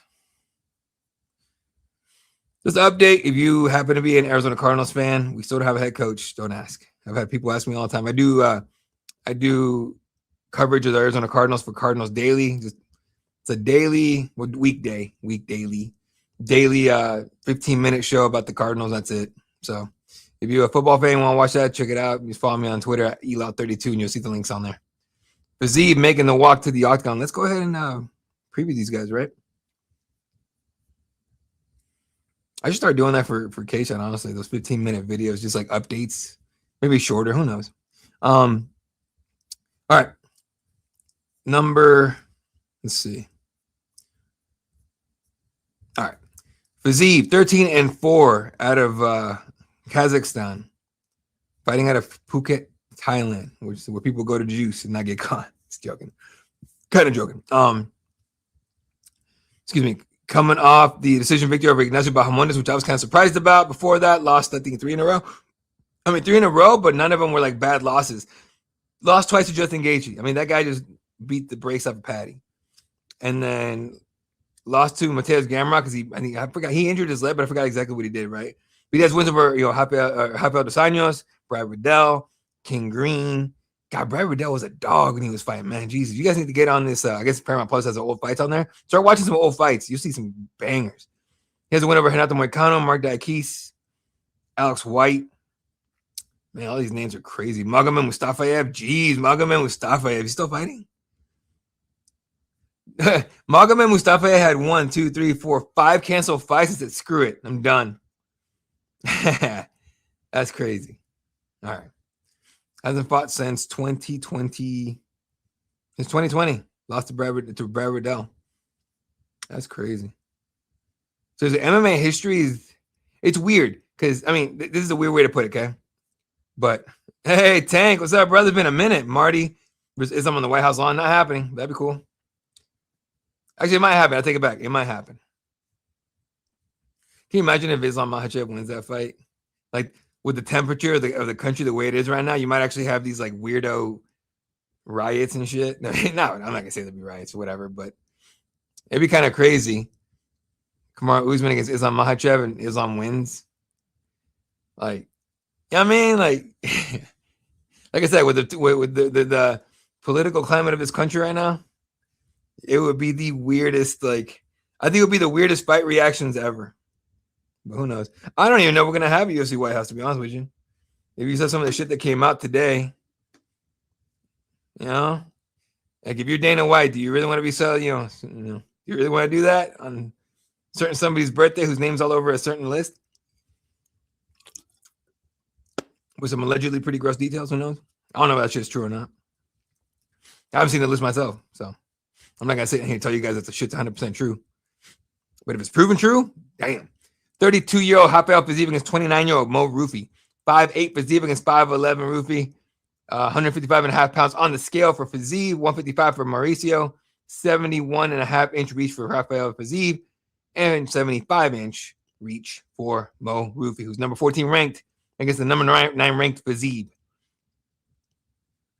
You know, Bruce should definitely like change jackets in between fights. I think it'd be fun. Probably a lot of work, though. All right, Mo Rufi, number 14 ranked, 12-2, 5'11", 155 pounds on the scale out of Curitiba, Brazil, a -110 favorite who trained with Volkanovski for this camp. I don't see any fighting nerves behind him. Who knows if he left the team or not? It's not a bad idea to leave the team, honestly, just move on and go somewhere where you can grow, but who knows? This guy's a fun striker. I'm expecting a pretty damn fun fight between two high-level strikers here. Fiziev, in my mind, being the more intense one. Fiziev, number 9 ranked, 13-4, 5'8", 155.5 pounds out of Baku, Azerbaijan. I thought it was Thailand. He was Thailand a lot, though, so who knows? -110. Actually, it is a pickup. -110 both ways. I'm pretty sure Mo was the a slight favorite before, wasn't it? Fiziev looks like that was that fucking one dude. Not everyone hates it, but some people love him. Most people most normal people can't stand the motherfucker. What's his name? Excuse me. Oh, Guru. If Guru got in like lean cut shape, he's not a super fat guy. He's just a big dude. But if he got in like shape, he probably got Fiziev. Not physically, but the face. Like he just looks like a super skinny, in shape, short ass Guru. I hope someone asks Fiziev about that later on. See if he knows what they're talking about. Here we go. Round 1. Fiziev look ready to go. Mo looking calm as shit. Here we go. Round 1. No fist bump, and we're off. Nice, long, wide stance for Rufi. Very Conor McGregor-like. Like almost exactly like like McGregor stance. Can you imagine that rear leg coming up for some stabbing teep kicks? Ooh, Fiziev looking for one of his own, don't get it. Looking for a leg kick, doesn't get it. He throws kicks just like he looks like Conor Brazilian. It's freaking weird, the style is Morufi. Fiziev has him with Rufi's back pretty close to the fence here. Probably not where he wants to be, but he's probably not worried about getting taken down here. What you don't want to do is get stuck in a corner and get Fiziev landing spinning shit on you. Oh, get it. Mo's baiting him. Mo's baiting him to come in so he can land some counter shit. Like when you see like guys off their back, you're throwing the kicks to the legs or the calves down low. It can be a baiting tactic. You know what I mean? If Fiziev rushes in and eats a straight right or something crazy. All right, Mo let himself get way too close to the fence here. And Fiziev is not attacking. Nice left hook for him. Then a right hook behind it. Now he shoots. No dice on that one. Nice. Rufi got his uppercut or his underhooks right away. Looking for a left hook, doesn't get it. Eats a calf kick, does Rufi. Fiziev looks primed here. Oh, Rufi looked for a knee up top, like just a lunging knee. Didn't get it. Straight left, they get through though. Calf kick again for Fiziev. Fiziev's locked and loaded. He don't need no warm up here. Let's go. Left hook to the body from Fiziev. Rufi gets a hold of him, gets an underhook on the left side, puts Fiziev on the fence. Cup to cup right here, as everyone likes to say in Thailand. I tell you, my Thai instructor back in the day used to tell me, look, this is the only way, but dick to dick, bro. Dick to dick. Like when you get the Thai clinch, you got to go dick to dick. Yeah, that's literally what he says. Yeah, you can't be shy in MMA or jiu-jitsu or anything like that, or Thai or Muay Thai. Apparently, Fiziev gets away. Right to the middle, body kick for Fiziev. Rufi looked like he leaned out to block it, but he didn't get all of it. Straight right for Rufi, no dice. Fiziev looking for that leg kick again. Oh, nice straight left for Rufi. Sneaky little jab. Fiziev's home run body kick misses completely. Rufi gets out of the way, resets. Back to orthodox for Fiziev. Fiziev switching between, obviously, back and forth a little bit with stasis, which he always does. It's his style. Fiziev faking the jab here. He's going to go leg kick again soon. Trying to stop the movement of Rufi. He's doing really well to cut the cage off here. Rufi has nowhere to go. Now Rufi's bouncing off the fence here, getting himself a little bit of trouble. He's going to try maybe a flying knee or a lunging knee, something like that. He might set something up here. I mean, this is where you would do it. Straight left for him. That might have glanced a little bit. Left hook for Z lands. Nice right hand for Rufi. Kind of a lunging one, but it touched. Fiziev looking to the body with a straight left. Rufi says, me too. Loading up that right hand is Fiziev. He's looking for something. Oh, nice left hook and a right hook behind it for Rufi. Nicely done. Changes the angle and everything on it. Nice right hand for Fiziev. This is a high-level fight right here, guys. Definitely a pick 'em. Fiziev, I can't tell, but I think his right eye's already bruising. Head kick for Rufi and the right hand behind it, styling on him. Head kick wasn't clean. It got blocked a little bit, but still, head kick is a head kick, man. Even if you block a head kick, that shit hurts. And it could knock you out no matter what. It's a lot of force coming behind a head kick, especially when you hit in this area. Like all the equilibrium shit, you know what I mean?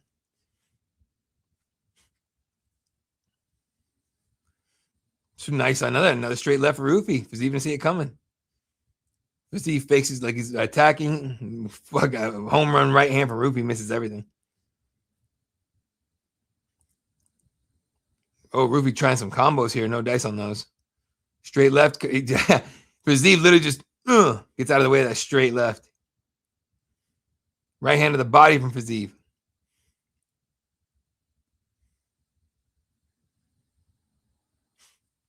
Straight right hand for Rufi. And left. You're not getting the usual, like defense from Fiziev where he just bends back and shit like that because he has to be in the attack here. Oh, nice right hand again for Rufi. Because if Fiziev, straight left for Rufi. If Fiziev starts doing this stuff and backing away, he'll never get close enough to land on Rufi.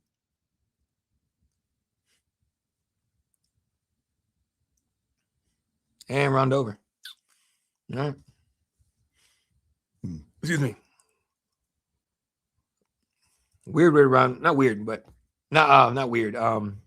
Intense. Very Technical first round, I would say.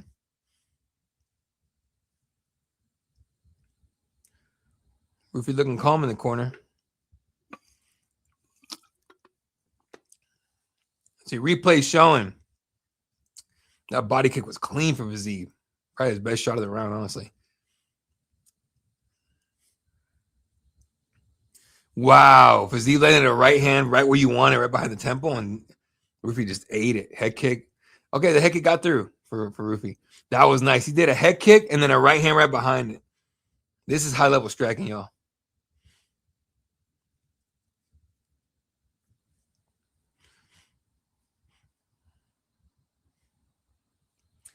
Fiziev's ready. He looks at him like, hey, you want a fist bump? Fiziev looks like he knows the answers, and Rufy looking like, all right, I got some answers. Let's see what happens. Right to the middle. Here we go. Fist bump, and we're going.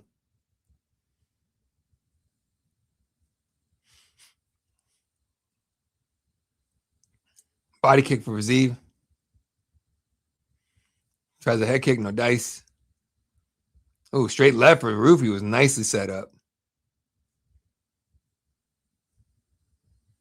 Spinning back kick to the body from Rufy. Probably landed. I can't tell for sure. But it looked like Fiziev went backwards on that one. Then a body kick for Fiziev.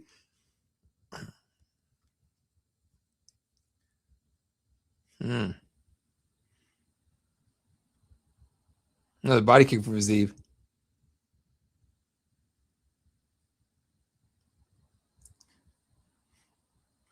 Both men miss on that one. Really, like, I'm not going to say odd, but very methodical. It's so methodical for Rufy that it seems like he might not know what's going on here. Body kick there. Oh, geez. Nice little exchange from both men. Both of them landed on each other here. Real good. Leg kick there for Fiziev. Nice little rush attack from Fiziev. A couple left hands got through, and then a left hand exchange right there. Right after it. Let's see if Fiziev get back on the legs. That lead leg of Rufy's is chopped up. It is red. Kick that a few more times. You can see that little McGregor stance eat shit on that. I'm surprised there's no like flying knee attack here from Fiziev with Rufy his back on the fence. No surprise on that. Leg kick there for Fiziev. Rufy tried to set up an elbow, but there was nothing there. Left hand got through though. Fiziev tried to land on one of his own. Right hand at the body from Rufy and got out the way from that left hand return.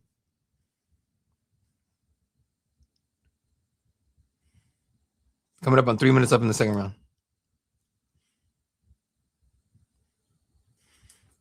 Fiziev cutting the cage off pretty good. He's getting that foot out. You got to get your lead foot outside of theirs. Double jab there for Rufy. And it does a really good job of cutting the cage off. Another teep kick there for Fiziev. I needed like 100 more of those.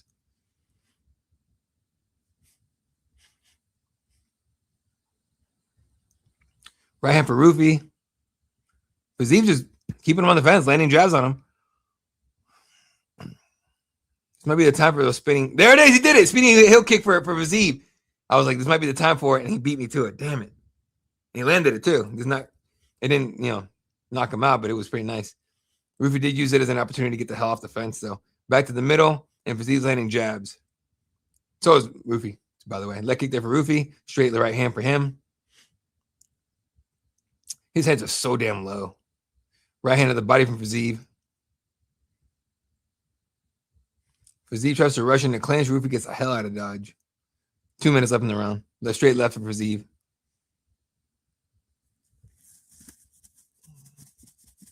Nice little straight left from Rufy. And then a slapping left hand, too.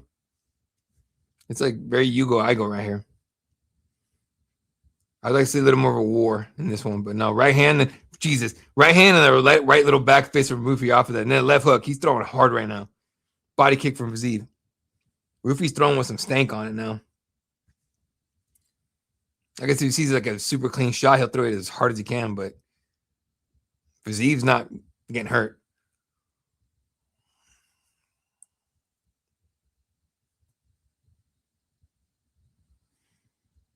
Body kick blocked as much as you can, I guess. Blocked by Fiziev sent it.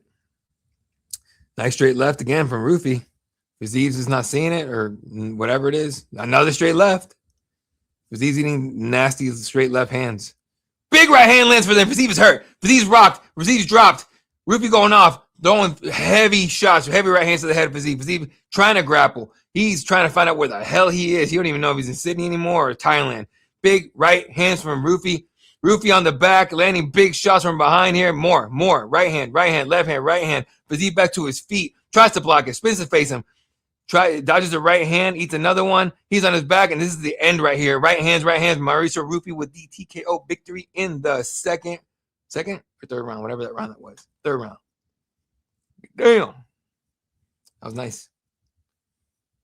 Oh, buddy, you lost your bet, didn't you? Fuck, that sucks.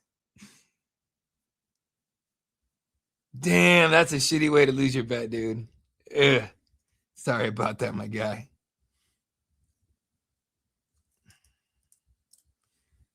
That was rough. All right. That's the name of the game, folks. And Fiziev's corners in tears. Anyway, no, most corners in tears, not Fiziev's. Damn, that straight right put Fiziev in the shadow realm. He did not know where he was. God dang. Can Fiziev make 145? Jesus. That was rough. Anyway. All right, well, gotta make that graphic now.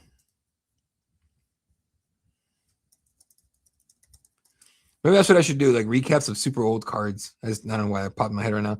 Recaps of super old cards and be like, little 10, 15-minute videos. I might do that. Who knows?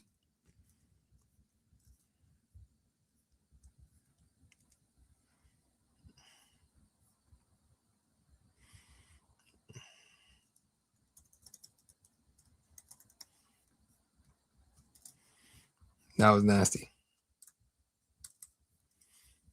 Anyway, as soon as he comes back or Bruce gets on here, we'll I'll mute myself and get y'all the score or the time and all that and any notes. Still, pretty good win there for a roofie.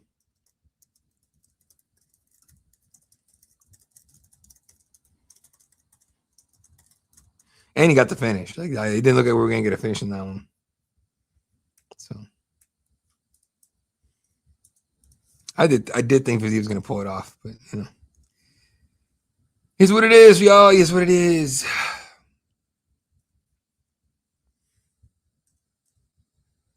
Sleeper, huh? Oh no, this is not sleeper. This is it is a sleeper app, but I don't bet on it. I just play fantasy football on it. Jeez.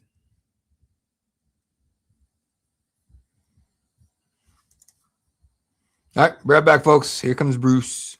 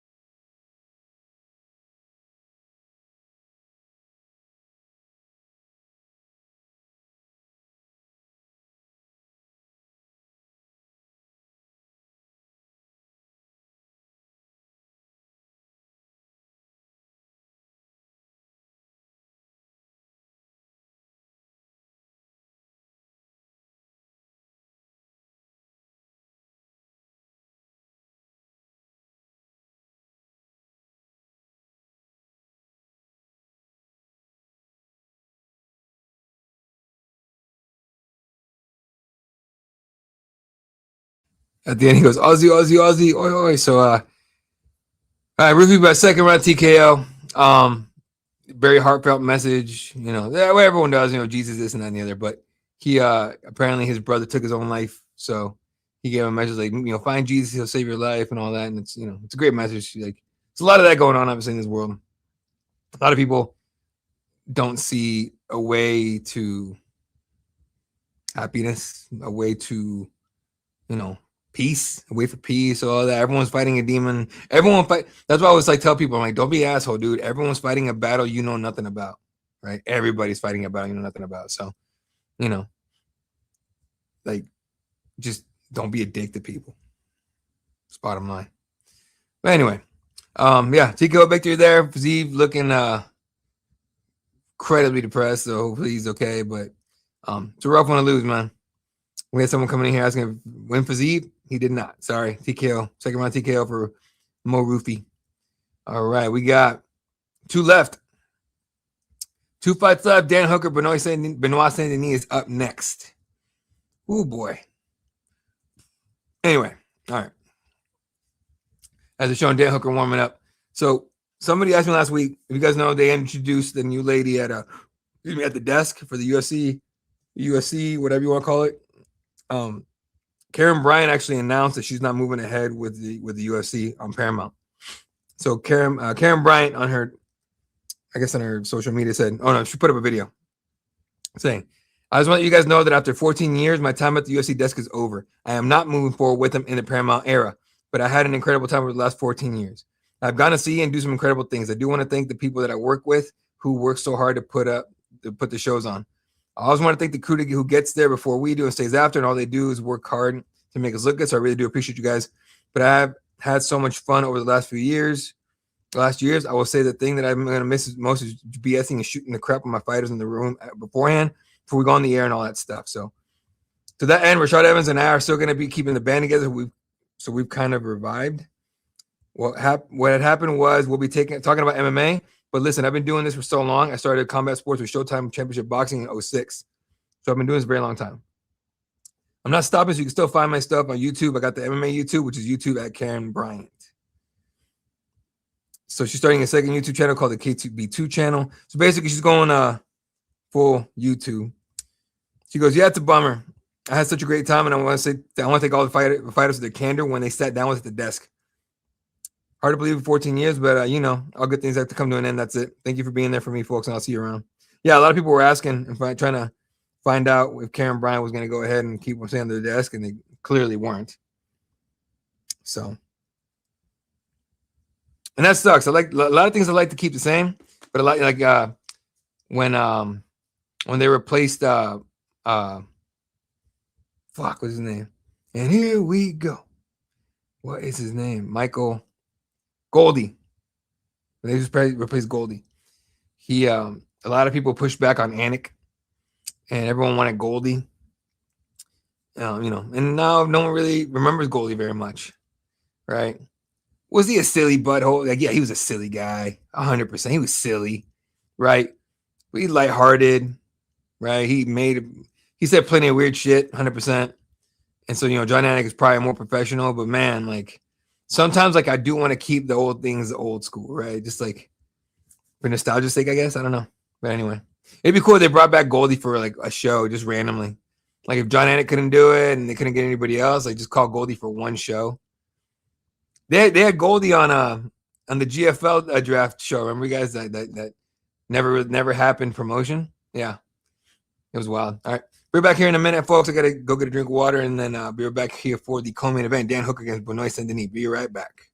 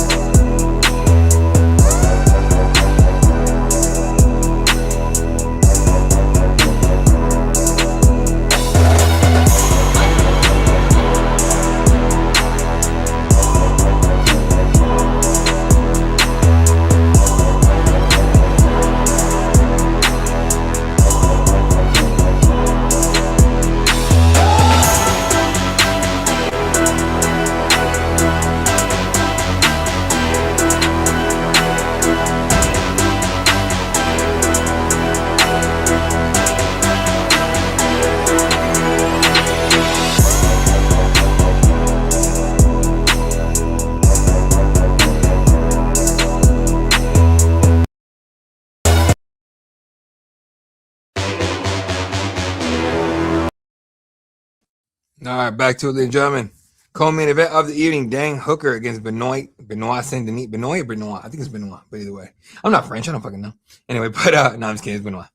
But I think Dan Hooker's probably making the walk first here. Let's find out. Oh no, here comes Saint Denis, BSD, the God of War, with his French flag behind him, and he's making the he's trying to have like a scowl on his face, I guess. He's a savage. This dude's like violence personified. Let's go over their last couple of fights of each man here. Starting with BSD out of Nimes, France. One of 2 active French UFC lightweights. All right, 3-fight win streak for BSD. Arm triangle choke at 315 against Kyle Prepolek. He was supposed to fight Joe Alvarez there. Joe Alvarez went out. And so Kyle Prepolek stepped in, and a super easy fight that should have been in the first round. People gave BSD a lot of shit for that, and it is what it is. Then comes back in September the next year, so over a year away. Comes back, gets that fight of the night bonus, or performance bonus, but no, performance bonus against Mo Rufi. Gets a rear naked choke win on that one, face crank more than anything. And then knocks out Benil Dariush, the left hook last time we saw him in November. So first action of 2026 is tonight. Most finishes in 2021, tied for him at 8. And yeah, there you go. This fight, the way I see it, is he's going to have to get a takedown here. I don't think, not that he can't stand with Dan Hooker. I just don't think he wants to stand with Dan Hooker personally. I think if you fight Dan Hooker, you probably don't want to stand with him. That dude's a psychopath, and he's hard to get out of there on the feet. Real hard. Best, path to victory, take him down. Take him down, choke him out. What do you want to do? All right. Dan Hooker, 35-year-old. Coming off a loss to Arman Sarukian by arm triangle choke, because Hooker will fight freaking anybody.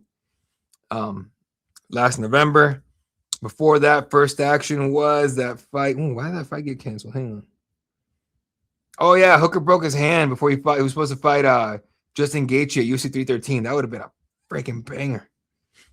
You're talking about a guy that has fought Edson Barbosa, freaking Yair Rodriguez, Jason Knight, James Vick, Ale Quinta, Paul Felder, Nazar Haqparast, Claudio Puelles, Arnold Allen, Islam Makhachev, Michael Chandler, Dustin Poirier. Like, he's fought he's legitimately fought everybody, right? And still doing it big, still doing co-main events on numbered events.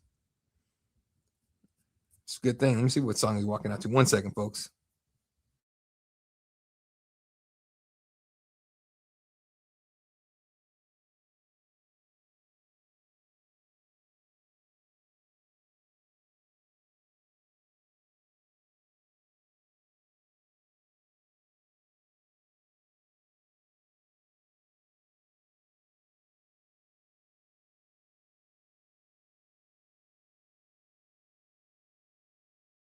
I can't tell if it was like a mix of a song or not, but it was weird. Number 6 ranked Dan Hooker out of Auckland, New Zealand, one of 7 active Kiwi fighters on the roster.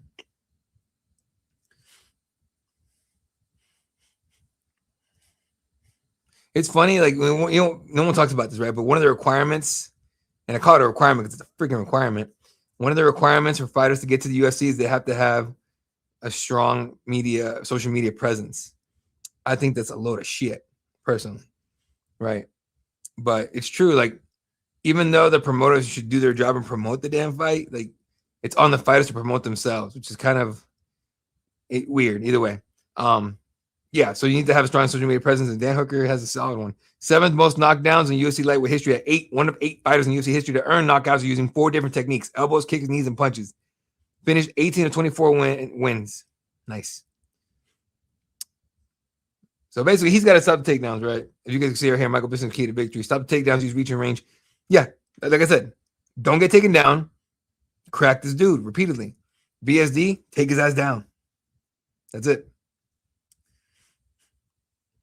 When Dan Hooker steps into the octagon, it's guaranteed violence. When BSD gets going, it's guaranteed violence. So I feel like we're about to see possibly fight of the night. Possibly. Dan Hooker's a fun dude to watch, though. It's weird, right? Because the champions aren't usually the most violent fighters. Like, Ilia Topuria, yes, violent, right? But very measured, very strategic, very tactical. Dan Hooker wants to brawl with you. Cowboy Cerrone will brawl with you.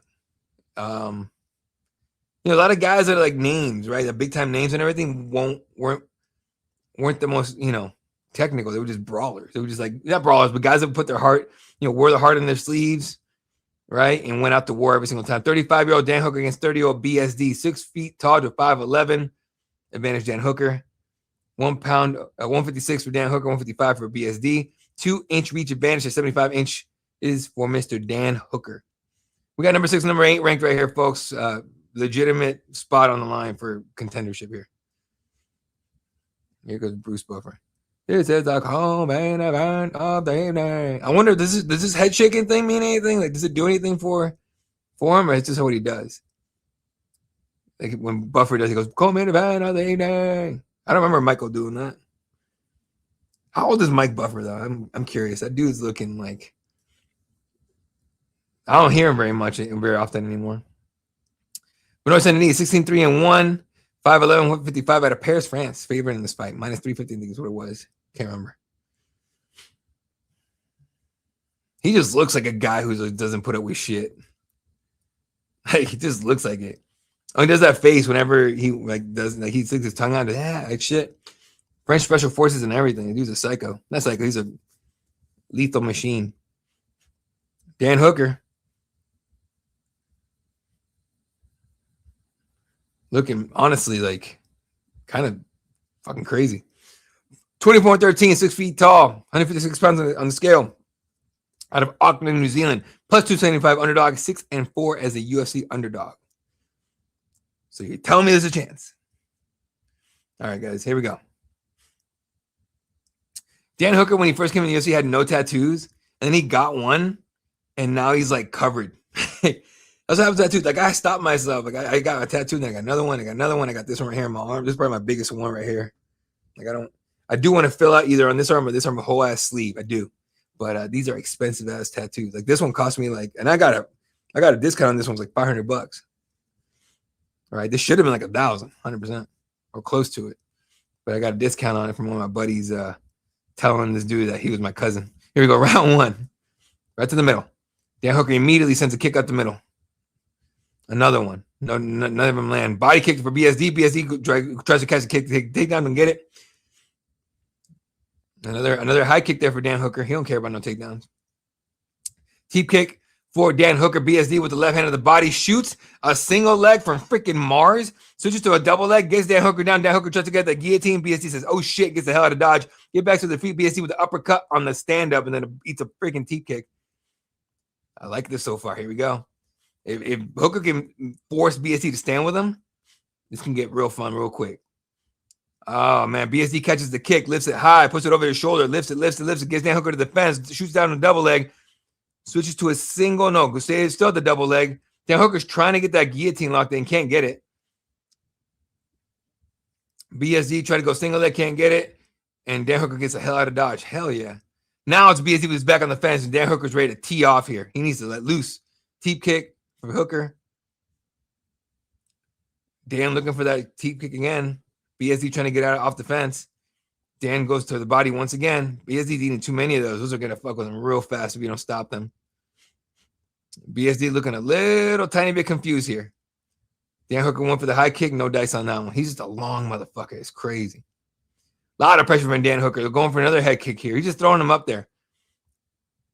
BSD looking for the takedown opening. Eats another teep kick. Straight left for him. Right hand doesn't touch anything. Basically try to punch away into a takedown. Can't get it. Dan Hooker with double unders here in the middle of the cage. BSD looking for the throw. Can't get it. Hooker doing really well to stay on his feet. Gets loose. Gets away. That's another takedown stopped. Straight left for BSD. Gets through. Then goes to another one to the left hand. The right hook didn't even touch. High kick for BSD. Right hand. Shoots the single leg. In on the single leg. Dan Hooker with the underhook, I think, on the left. I can't tell. Nope. No underhook. Now he double underhooks. Turns BSD towards the fence. Puts him on the fence. Lands left hands to the body. Eats a couple knees to the body. Eats a right hand up top. Double unders, and they're high up for BSD. BSD now looking for a throw. Pummeling on the underhook on the left side. Gets it. Dan Hooker feels it. Tries to get out of there and does. Another takedown stuffed. BSD was going to look for the takedown. Don't even worry about it. Teep kick there again. Ooh. BSD almost leaned into that head kick like that. Ooh, that would have been nasty. That would have ended the fight right there. I think Hooker was going to throw that with some intensity. Right hand up top for Dan Hooker. BSD's basically punching his way into takedowns again. And now here he goes again. Looking for it. Double unders for Dan Hooker. BSD looking for another throw. Dan Hooker leaving his weight down. BSD goes for it anyway. Tries to toss him over. Can't do it. Dan Hooker staying on the back. BSD with a whizzer. Turns to face Dan Hooker. Dan Hooker tries to put him on the fence. Does. Underhooks. Double unders for Dan Hooker here. Hands locked behind the back of BSD. BSD looking for another throw here. He might get this one. He does. He gets it. Tosses him over. Dan Hooker on his back. BSD in side control. Knee slicing his way into mount, or trying to. Goes knee on belly a little bit. Dan Hooker feels it. Starts turning his body away from it. And now BSD in side control. And there Dan Hooker put his hands up like, come on, dude, we're going to fight. Eating shots in left elbows is, or eating elbows to the face is Dan Hooker right now. Stuck in this spot. The right arm of BSD is stuck in between Dan Hooker's legs. I would think he would do something with this, but he's not. BSD's trying to get back up. Kind of like get back up and drop back down in a better position here. North-south-ish position here. Now it's north-south position. Oh, BSD's going to look for the arm. He's going to look for the arm bar here. Kimura, shoulder lock, arm bar, whatever it is. He's going Kimura. Trying to lift the arm up. He's going to pop it up, curl it a little bit inside, and just go up. Everyone thinks it's a round thing. It's not. You take the elbow back here, up as high as you can, and you just crank it in. Oh, here we go. Dan Hooker gets loose. Dan Hooker gets up. Dan Hooker around his feet. Eats a couple left hands. Knee to the body from BSD. Dan Hooker, a couple shots to the body. Eats an uppercut again. Shot to the body again for Dan Hooker. He gets loose. Here we go. We're back to striking. Dan Hooker look for the knee here. Lands two big shots up top. BSD with a couple lefts. Trying to punch his way into a takedown again. Uppercut for BSD. Touches. Body kick definitely lands. They're throwing. These guys are throwing. Dan Hooker is enjoying the HUD. Is landing big shots on BSD. BSD feels it. He don't like it. Gets a takedown. Ends up on top. Butterfly hooks there for Dan Hooker. BSD on his feet. Ass up high. Knowing he don't want those freaking butterflies on him. Get swept. Dan Hooker with like this body lock behind off of his back. Obviously, Dan Hooker gets his feet on the hips here. Right here, he could set something up. Can't do it. Goes inverted a little bit. BSD drops a big-ass elbow and the right hand's behind it, right on top of Dan Hooker. Dan Hooker, 5 seconds up in the round. Dan Hooker trying to just stop the weapons going. Knee to the belly. Round over. And BSD helps him back to his feet. You got to love it. Gentlemen during the fight. Why not? Why not? Well, we'll see what happens here. Who drinks Monster Energy? Like, I know Red Bull's not good.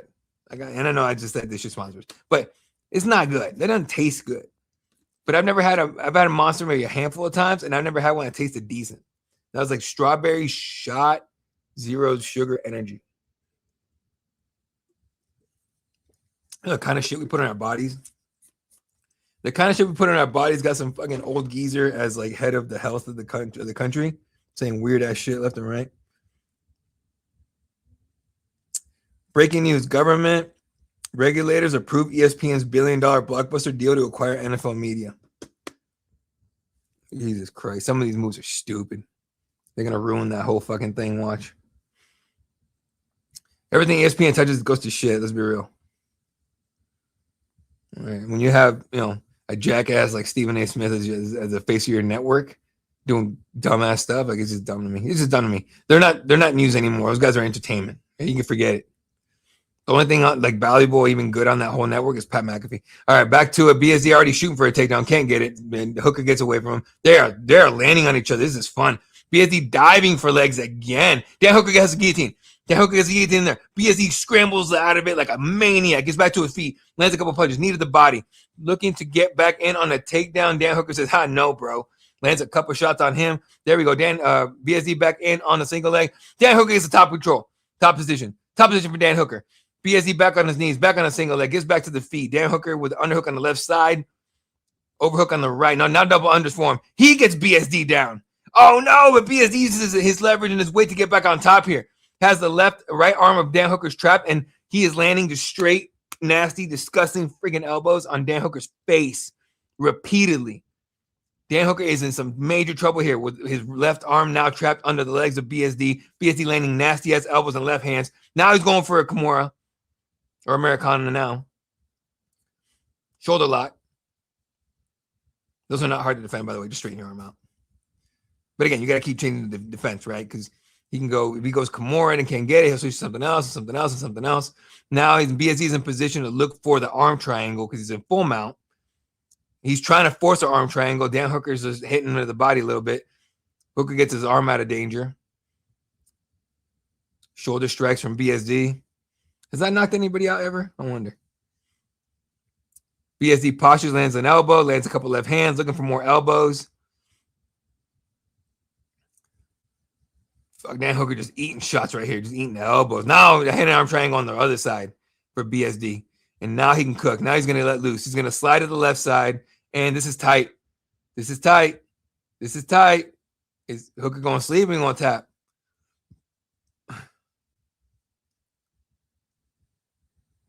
Hooker's, oh no, he's struggling now. He's trying to defend, but it is tight. He feels he's going to sleep. He's going to go to sleep. This is tight and it's heavy now. BSD full body weight on the side it's supposed to be on. The left leg is there just to hold Hooker down. He don't have it. Dan Hooker, oh, Dan Hooker's turning purple. Dan Hooker's turning purple. But he's surviving right now.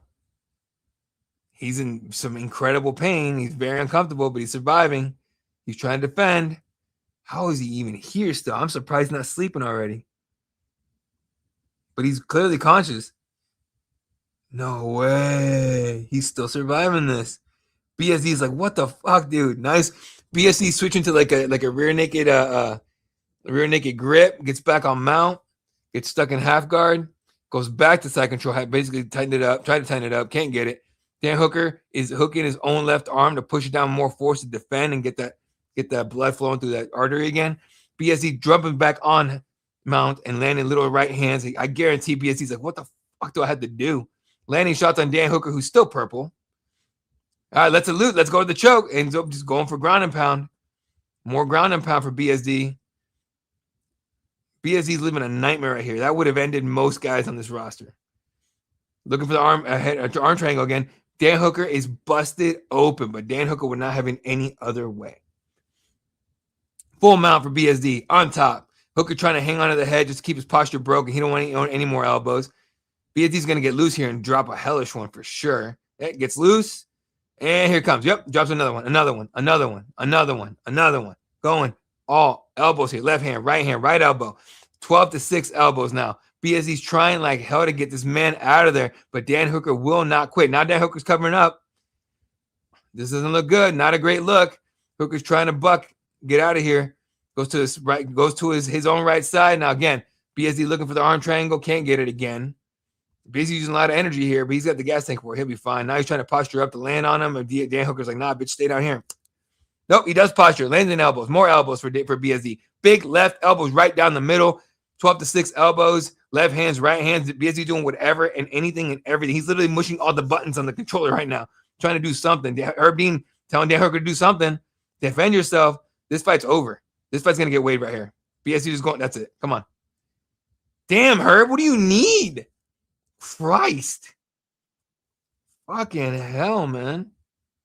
Trying to give Dan Hooker a few more scars? What the fuck? That was clear he wasn't getting out of that.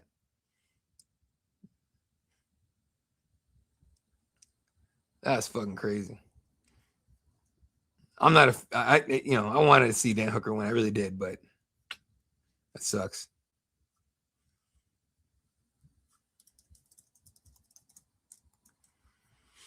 That sucks.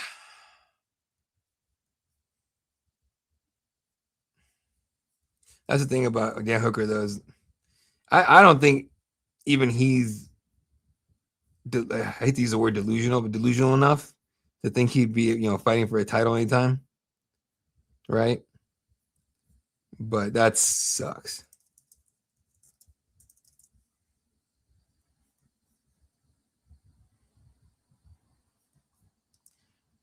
Still, damn, Herb. What the fuck, bro?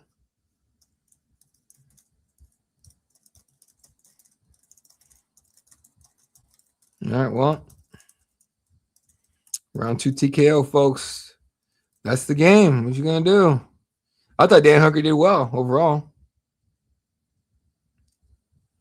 I really do think he did well overall. But we'll see. I'm gonna mute myself and I'll get you guys some quotes. Hopefully, we're not going to see a Dan Hooker retirement, although It'd be well deserved from all the damage and all the shit that he's taken in his years, but still, guys. Oh geez, I gotta post something. Let's see.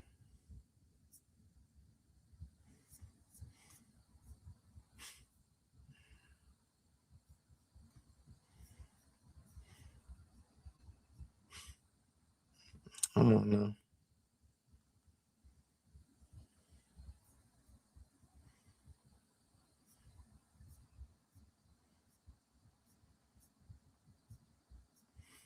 All right. Give me 2 seconds here, folks. I'll be right back. Get you some quotes and stuff.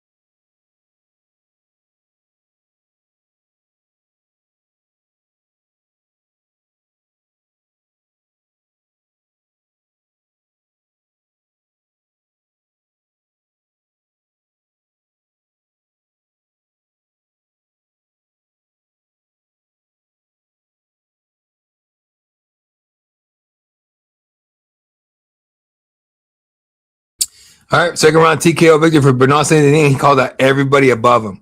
Armin, not Dust, basically everyone above him. Armin, fucking Gaethje, everybody. He wants everybody. So, but DC asked him, like, if you had to pick one, you name Ilya, you mean everybody. Like, who would you want? Are they showing Matt Rife? You can show me that the least funny comedian. This dude's not funny as shit at all. At all. You can argue with me all you want to. Matt Rife is just for chicks. And he's not funny at fucking all. Like, his crowd work is great. Don't get me wrong. His crowd work is perfect, right? He's hilarious in crowd work. In terms of like material, it's shit, right? But you know, it is what it is. Either way, and yeah, when DC asks him what he wants, he goes, "I want undisputed title or I want BMF." So basically, winner of Charles and Holloway, or you know, Ilya. He said undisputed. Depending on where Ilya is, if this performance got him a shot at Justin, it's possible. That'd be a hell of a fight too. Because, you know, the one thing's not going to happen is Justin's not going to just let him take him down. Justin's going to make this dude fucking fight. So we'll see what happens, man. One more fight to go, folks. Main event of the evening on deck. Featherweight title. Volkanovski, Diego Lopez. This is one of those where you definitely want to watch the walkouts, certainly for Volkanovski. They're showing the desk back in Vegas, and everyone's just chilling. Dude, Chris Weidman sitting on the sitting with his feet on the desk and no shoes on, just socks. And Robert Whittaker looks fucking bored. He's like sitting there with like his left foot on the desk, just like looking like he's falling asleep. Like, this sucks. This might be on purpose though. Robert Whittaker is a weird dude. Funny dude. Not weird. He's a funny dude. Like in his own weird dry humor way. All right, folks. Be back here. Last break for me. And then we'll go the rest of the way. All right. Be right back.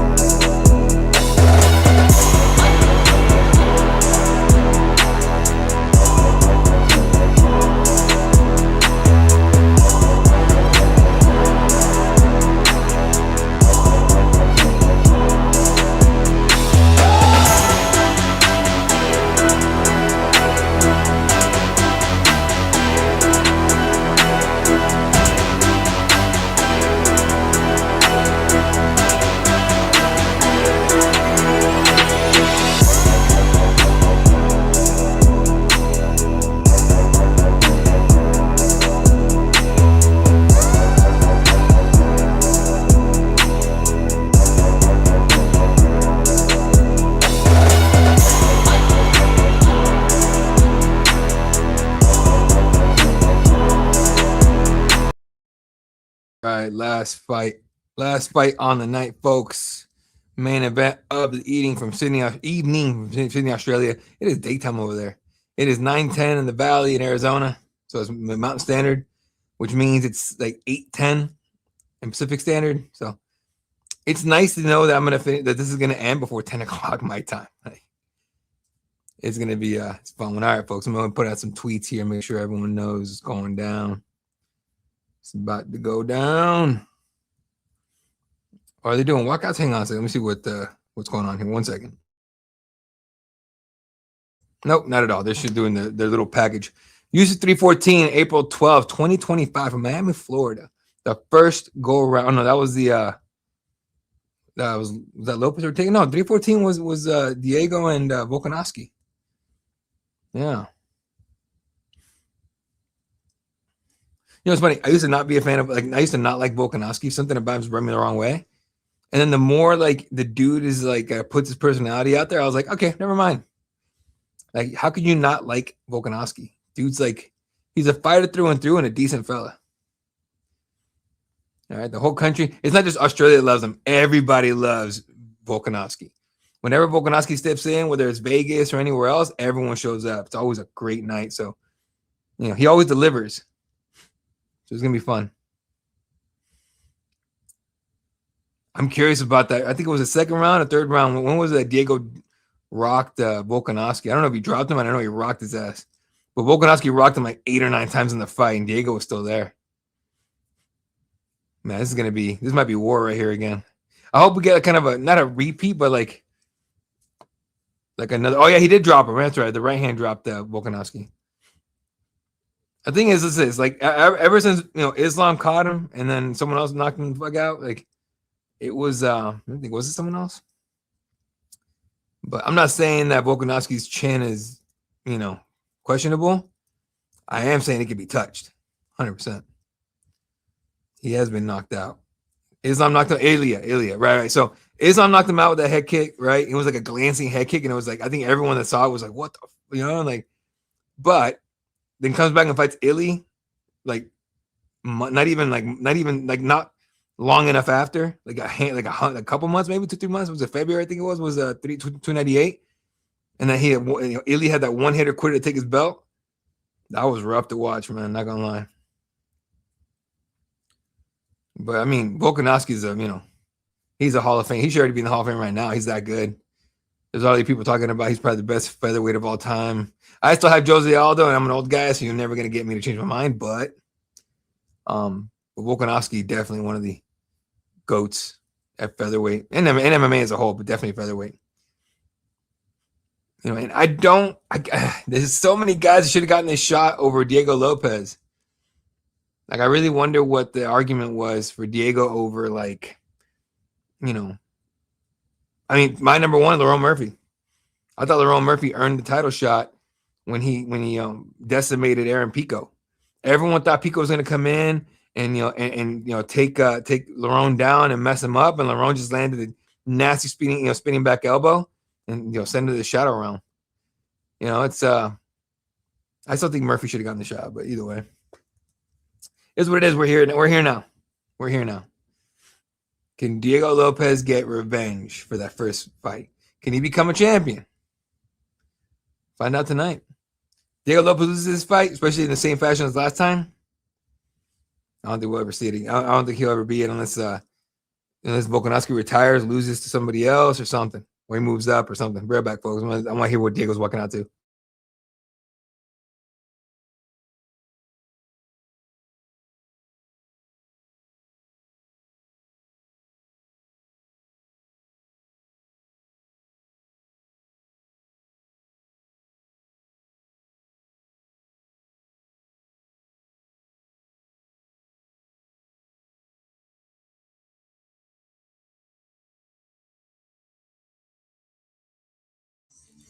He's walking out to Chona, which he's walked out like the last couple fights out. So hell yeah. Austin Bashi in his corner. Oh, this man has been working his wrestling. Woo! Here we go. This is a great song. But here's the thing: if you guys can hear the song, right? If you guys are watching, which I'm sure you are, but if you guys can hear the song, like, this isn't just like a good song. But this song's older than me, right? But the thing about it is it's a pace setter, right?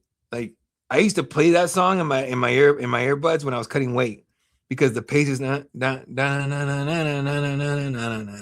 So if you're jogging to that, like, and you stick to that, your pace has to be higher, right? Your pace is higher just because you're used, that's what you're doing.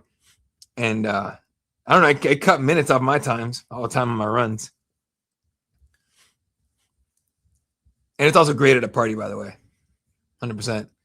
Like, you play that song, and whatever girl you had your eye on to go dance, she gone.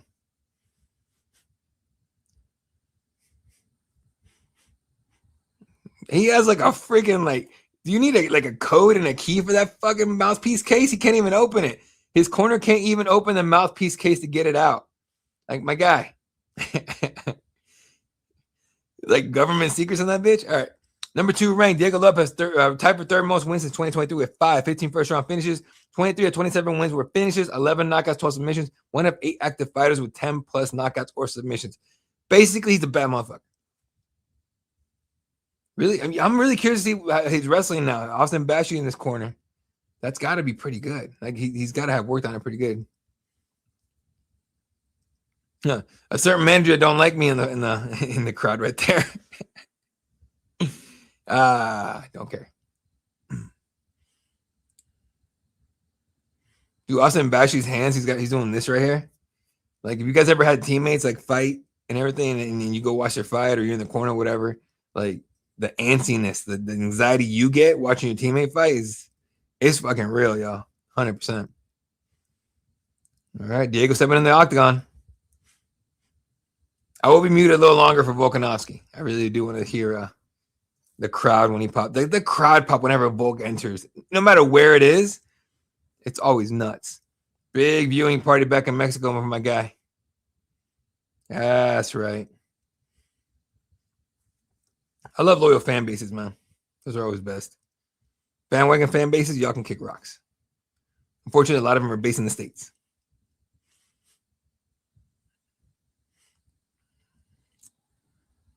right, give me a second, folks. We'll be back in a couple minutes.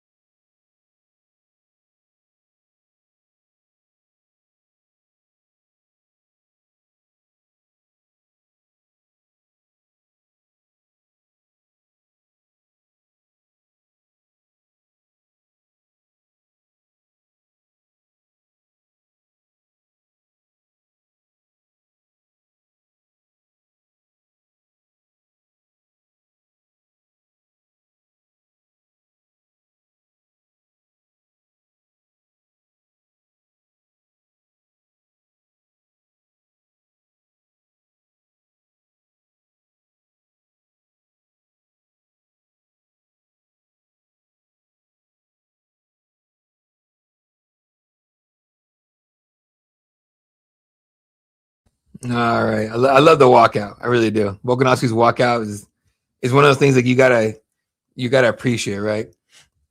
Now you gotta wonder how much time does he have left fighting? How many more fights does Alexander Volkanovski have? They keep asking about retirement. He hates the question, right? He keeps saying like, I'm not done, but you never know.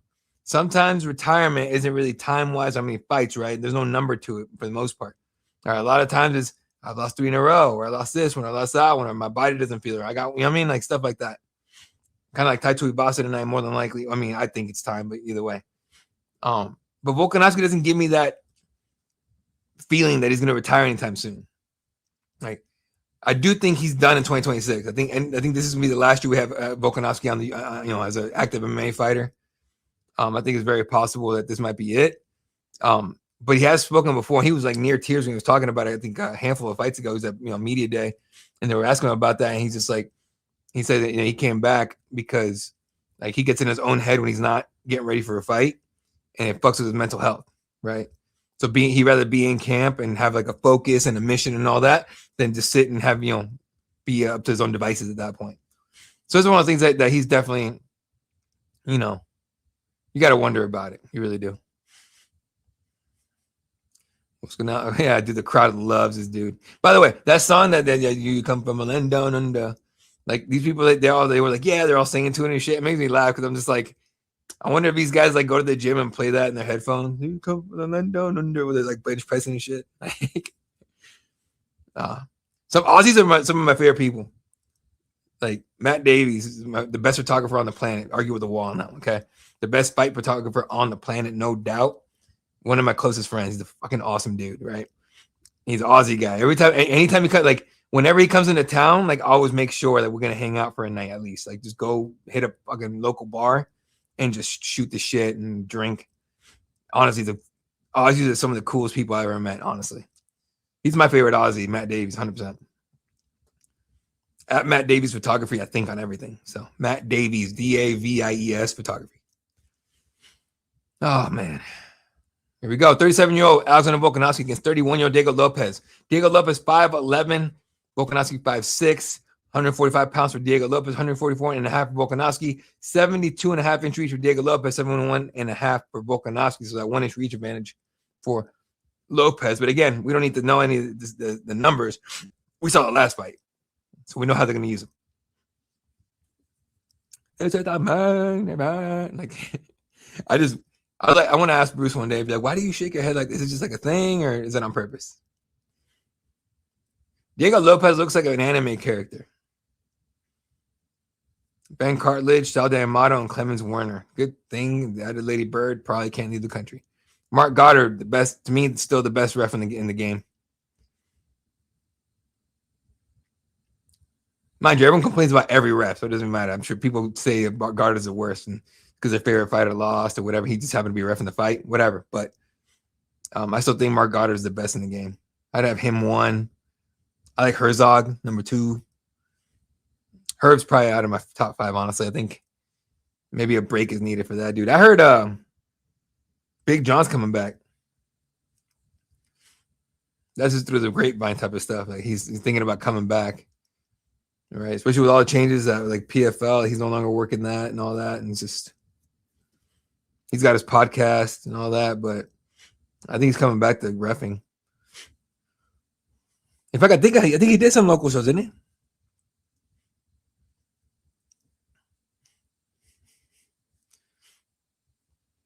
Jesus, I don't know if you guys remember back in the old days. Oh, here we go.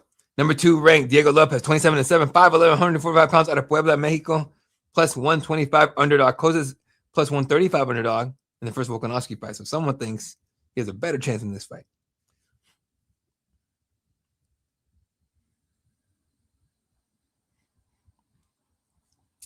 I was the old days. Hey, what's up, dude? How's your night going, brother?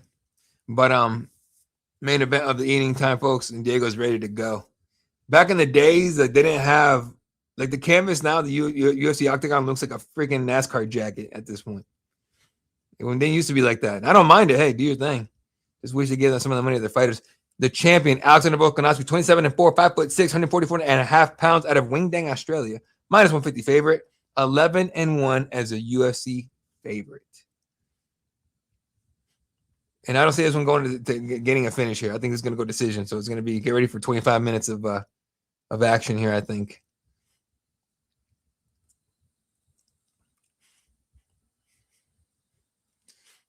You know what I'm hoping for this year that they do Noche UFC in Guadalajara and Diego Lopez in the main event. I would love that. If Diego Lopez becomes champion now, hold off. Hold him until you get to Noche UFC, right? He might not be Mexican, but he's adopted Mexican at this point. Here we go. Mark Goddard giving instructions. A little bit of a dap up. Diego's like, you want a fist bump? And Volkanovski's like, yeah, let's do it. Here we go. Woo. I love a Volk fight. I also love a Lopez fight. So both of them fighting together. Last time was fun. This time should be fun too. Here we go.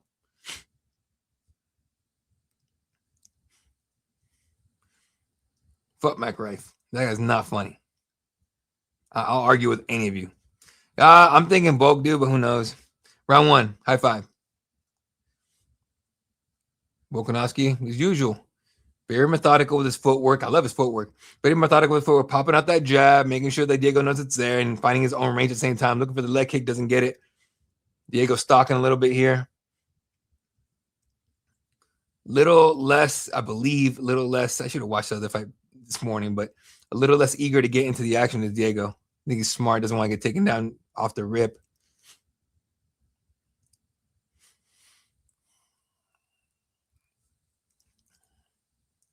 The feline shouldn't last super long. They fight each other. The last fights each had, I believe, was each other. Maybe I'm wrong. I don't know. No one's throwing shit right now. They're just literally just moving around the octagon, trying to get loose, trying to get rhythm. Diego popping out, pawing out that right hand. Little body kick for him.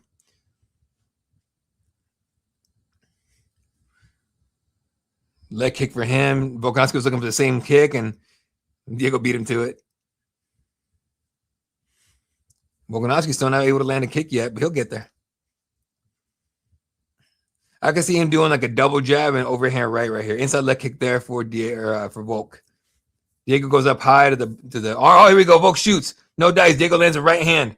Volkanovski fires back. All right. Diego's looking for the takedowns.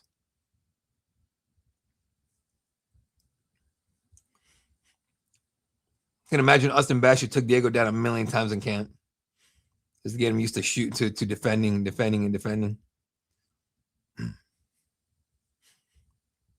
Still in the middle here, both just pawing at each other a little bit.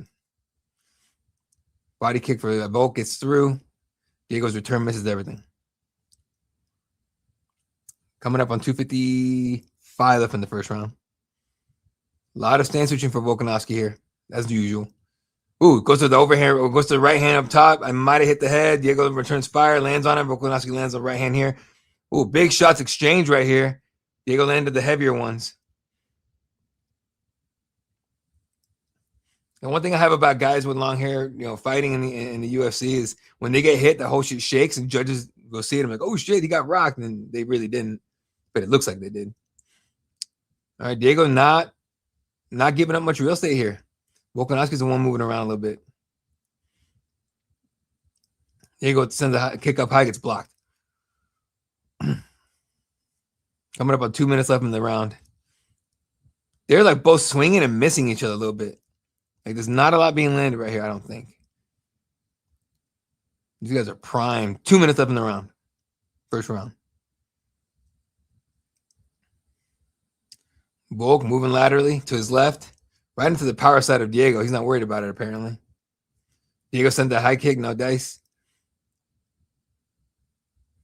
Volk's reactions are just sharp tonight, too. They always are, but they're pretty sharp tonight. Diego straight right. Might have hit a hand.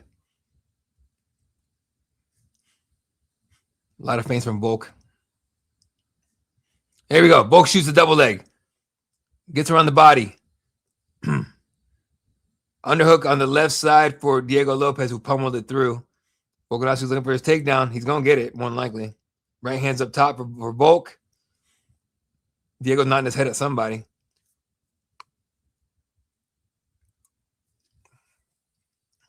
Knees to the legs for Volkanovski. Might think about a high crotch, but the underhook on the left side for Lopez is going to stop that. Lopez spins out of it, leaves it. Nice.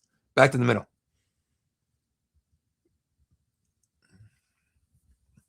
How many more times can Diego Lopez stuff a takedown is a question here.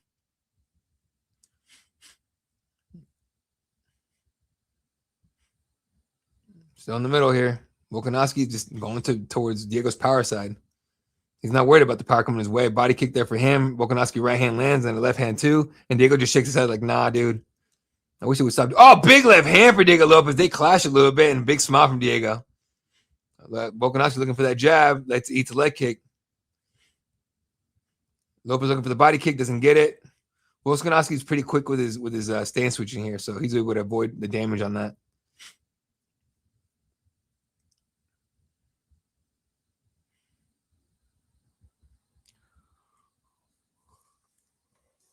Body kick Diego, right hand behind it, nothing.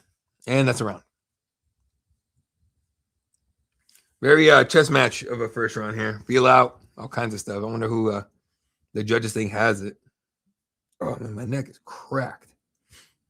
I got to see a carb. Not carb. I got to figure my shit out.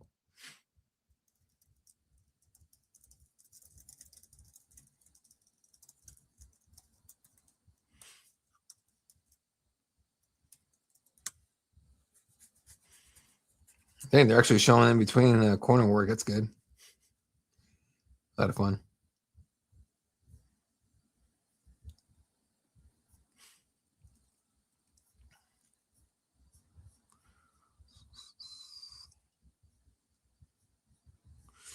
All right.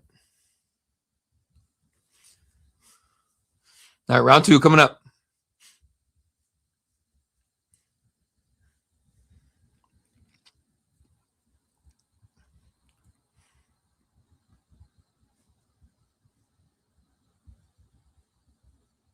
Here you go, round two.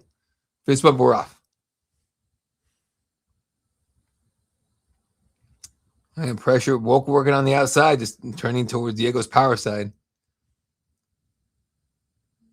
Yeah, man, if Diego can time a good head kick and he landed like Islam did, woo, could put the Volk on skates, but I don't think so. Side kick to the body doesn't land for Diego.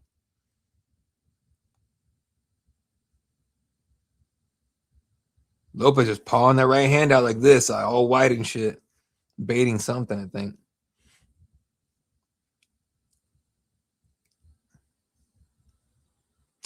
Nice little flurry there from Volkanovski, but eats a right hand on the exit. Leg kick there for Volkanovski.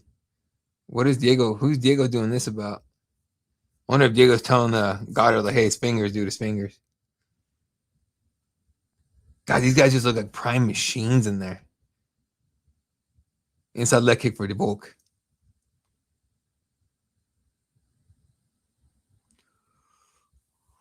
Outside leg kick for Volk. Diego up the middle with a teep kick. Might have gotten blocked, can't tell. Volk's in shape like a motherfucker for this one. Not like the fight with Islam, we look a little chubby. Volk just popping out that left hand best as you can. Ooh, Diego Lopez with a leg kick. Diego's trying to pin him on the wall here, and Volk is just doing a good job to get out of dodge, land another calf kick. Eats a calf kick. Throws one, misses it.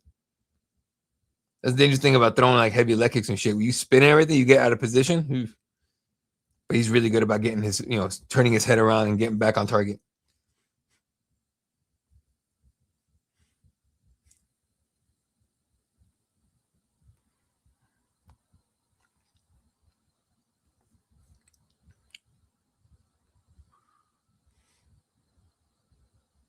Another leg kick for Diego. Diego rushes in with the right hand. A little bit of flurry here and gets back out.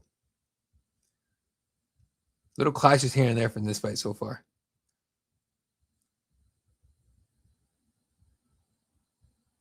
Body kick for Diego. Oh, excuse me, guys. Sorry. I've been up since 4. Red Bull only gets me so far, I'll tell you that. I need some like military grade caffeine. I don't know what that means, but still. All right, Diego's in for a little flurry here. Alexander tries the right hand, nothing there. Alexander popping the jab back out. Diego puts the right hand to the body, and then the leg kick behind or calf kick behind it. All right, we're getting a little saucy here. Diego with the uppercut, tries to overhand right. He might have eaten a straight left there. I couldn't tell. The camera was shit. Now Volkanovski's the one on the inside here, but with Lopez with his back near the cage here, this is what Volkanovski would definitely shoot. He's going to look for a straight right for Diego Lopez, and Volkanovski's like, all right, you got me. Flurry, left hook inside for Volkanovski. Big shots in the right to the face of Lopez. Lopez landed some of his own. Volkanovski's on the retreat. He got eye poked. He's definitely rubbing his left eye a little bit. He might have gotten eye poked. Big right hand for Volkanovski. Diego Lopez goes with the 1-2. 1:30 left in the round. Lopez is acknowledging his corner, saying, okay.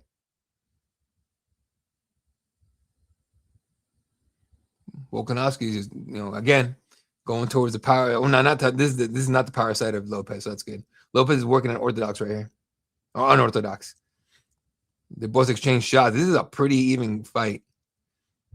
Like I would say Volkanovski is edging it out here so far, but it's a pretty even fight. Coming up on a minute left in the round. 1 minute left in the round.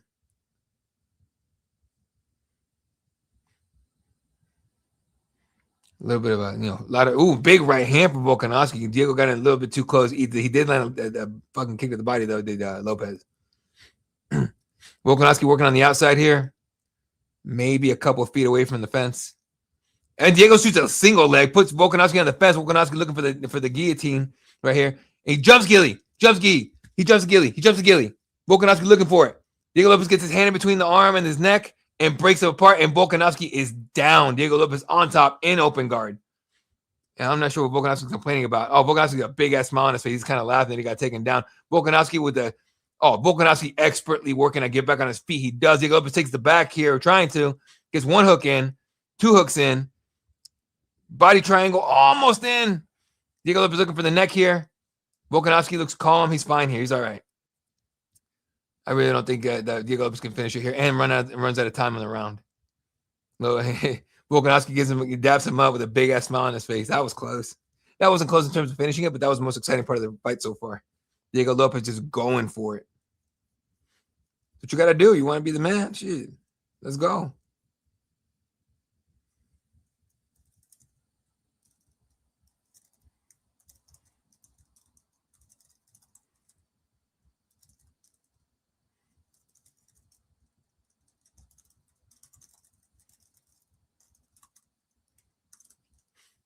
Let's see.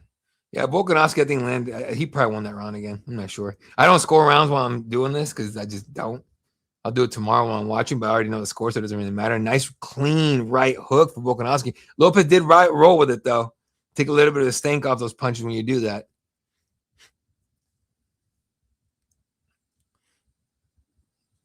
Volk overreaching on some of these punches. Like, it was more like forearms hitting them than hands and fists. All right. Matt Rife looks so bored. Fuck that guy. Round 3. Right in the middle here. Diego Lopez has the middle. Volkanovski working on the outside again. A lot of nodding from Diego. Like he's here on leg kick there for Diego.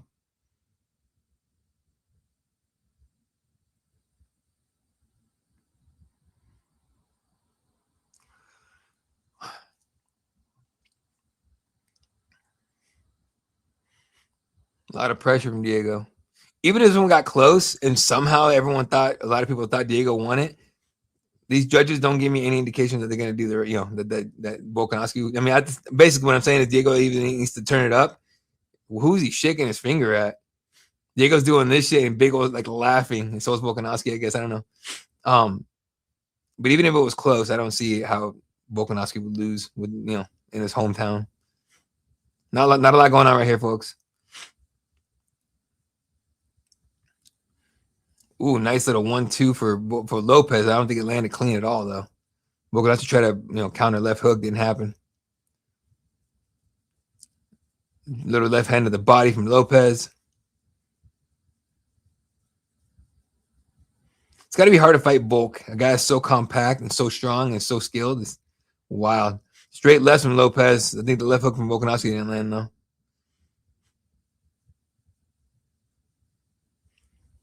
It's high-level chess match, man. No one's trying to, give any openings here.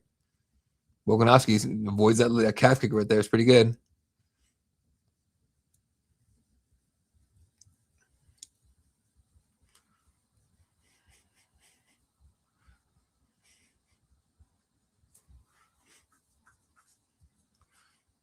Volk tried about rushing in there. Lopez was ready for it. Little jab there for Lopez. A lot of stance switching from Volkanovski still. Volkanovski tries to land big shots on him. Doesn't land much. Lopez tried to land too. No dice. And Volkanovski gets in there with the clinch. Tight clinch for Volkanovski. But Lopez punches way out of it. Another jab for Volk. You guys are so fast, it's hard to tell if something landed or not. I can tell when Lopez gets hit, his hair all shakes. But Volk's bald. I am too by design, though. So is he. Like he could. Oh, big right hand for Volkanovski as Lopez came in. Big right elbow for Volkanovski as Lopez came in. Oh, and Lopez's legs shook a little bit, and then said Lopez came forward like, "Okay, let's go." Volkanovski shoots. Lopez stuffs it. Volkanovski shoots again. Lopez looking for with the underhook on the left side. We needed the body. I'm just shocked this is happening right now. And Volkanovski that lets him go. Ooh. Clap from Hunter Campbell in the back there. Big, nice right hand there for Volkanovski off the one. Body kick for Lopez.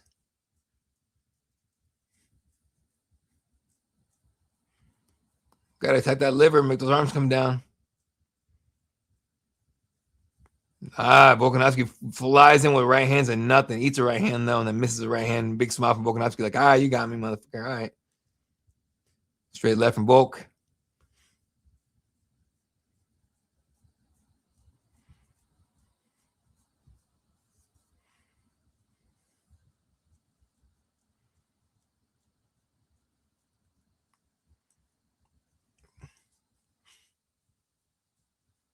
Nothing going on right now. Just a lot of stance switching. Volk with the jab.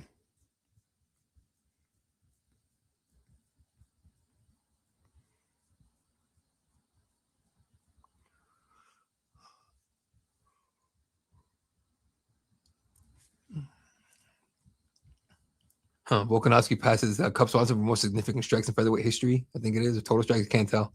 Don't worry, Cubs going to get that back here in a couple months or a month or so. Cubs fighting, forgot who, but he's fighting. Volk gets dropped. Volk rushed in with the right hand and he ate it right and got dropped. Volk popped right back up, comes back out. Lopez in the jab here. 33 seconds left in the round, but Volk's not hurt. He's all right. Lopez didn't rush in this time. That was good. Big left hand for Lopez. Volkanovski fires back with hooks of his own.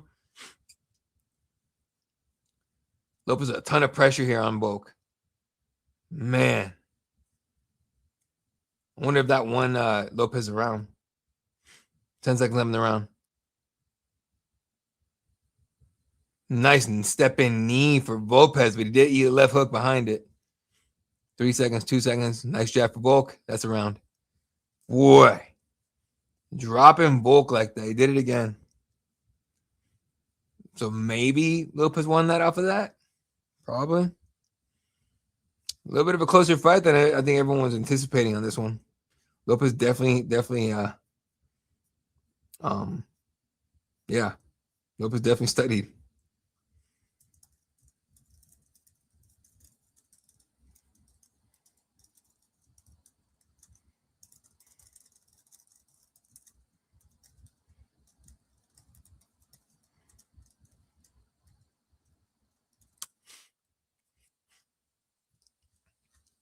Let me see if I can see exactly. So right hand for.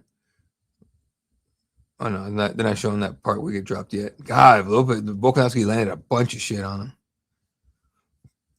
him. Oh, the right hook right on the chin of Volk, and Volk dropped, and they exploded right back up.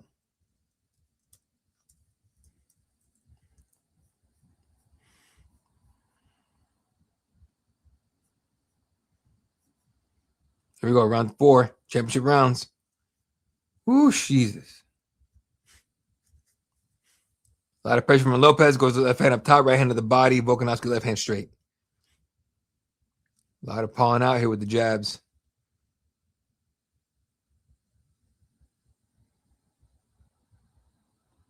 I was surprised Volkanovski hadn't shot in just yet.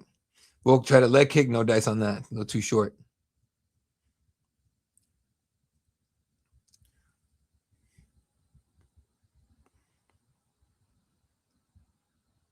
Once this fight is over, I'll get you guys any quotes for after the fight and all that, and then we'll go over the results of the night, and then that'll be it. Nobody there tonight for Cageside Press. Flying out to Australia is kind of a motherfucker. So we'll have someone there next week. I will be in Las Vegas next week with the UFC Apex, or the Meta Apex, the first Apex card on the fight night on the Paramount Plus. Body kick there for Lopez, fake the single leg. A lot of feints from Lopez. He's trying to make Volkanovski think he's going to shoot on him. He might as well do a big right hand for Volkanovski. Lopez misses the return. I'm not convinced these judges are going to be able to tell exactly what's going on here. This is a close fight. Jesus. Nice right hand for Volkanovski off the jab. That dude still has really good boxing, man.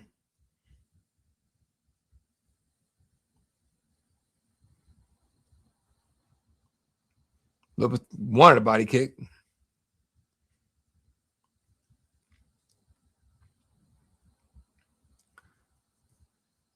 I mean, both men have been, hurt in this fight, so they know that the other one can do it. They're not trying to get another a dose of it.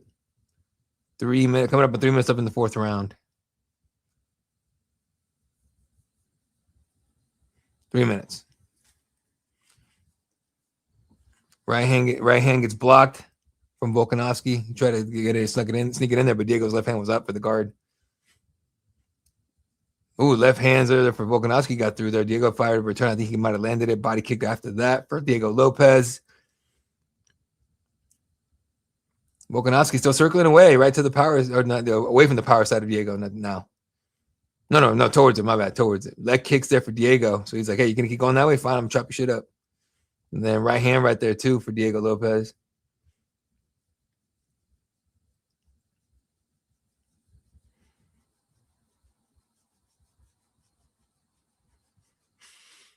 Oh boy.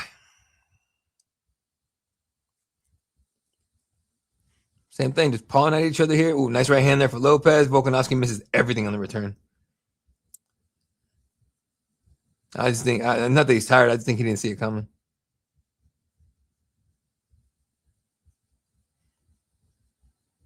Volkanovski was fainting like he's going to run in with the jab and then a right hand. Jab lands there for Volkanovski. There should be a third fight between these two behind closed doors, like Creed and Rocky. That'd be fun. And no one ever knows who won.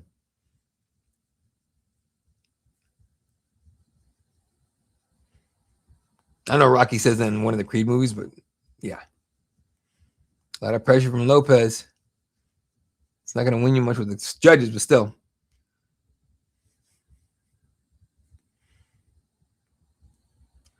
Leg kick for Lopez. Ooh, big right hand for Volkanovski. Then the left hand behind it. Let's see, as Lopez came into range, he let loose. So anytime Lopez gets in close, anywhere near a certain distance, of course, Volkanovski is firing off with some not anger, but with a lot of power. And a nut shot from Volkanovski, and he goes to apologize to Lopez. Lopez goes to his corner. He kicked Lopez low. He knew it, and Volk's like, dude, I'm so sorry. He tried to come apologize to him. Goddard's telling him to go back to his corner. Lopez is like, God damn it, bro. Let's see how bad that was. Oh, that was bad. Right on the dick. God. You guys seen that video of everyone uses it now as a meme? Like Vegeta, he's fighting Cell. And he's like, he keeps kicking me in the dick. Why does he keep kicking me in the dick? Every time I hear it, it makes me laugh. I can imagine. Someone's going to do that with Lopez. Someone meme this, all right, with Lopez.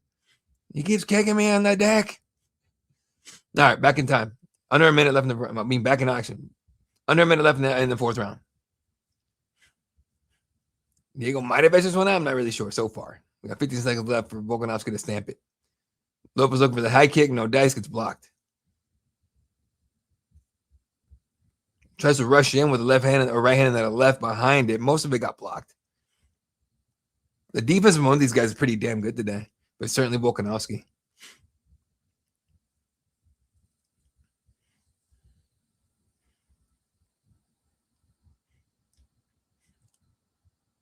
Next jab for Volk. Diego rushed in with a flurry here. Aids the return fire. Oh, they're going in. They're going crazy. Just landing on each other real in close. All nuts. All nuts. You're fucking all hooks. Under 10 seconds left in the round. Someone's got to stamp it right here. Somebody stamp it. 5. Lopez tries a head kick. No dice. Loses his balance. Eats it for a second. Pops right back up. 2 seconds left. And that's it. Lopez is going to talk to Goddard. He's warning him about something. I think he wanted a point. Oh, he's complaining about the hands being like open. Yeah, Lopez keeps wiping his eye. Okay, well, fair enough. Venture to say most of those eye pokes are probably punches.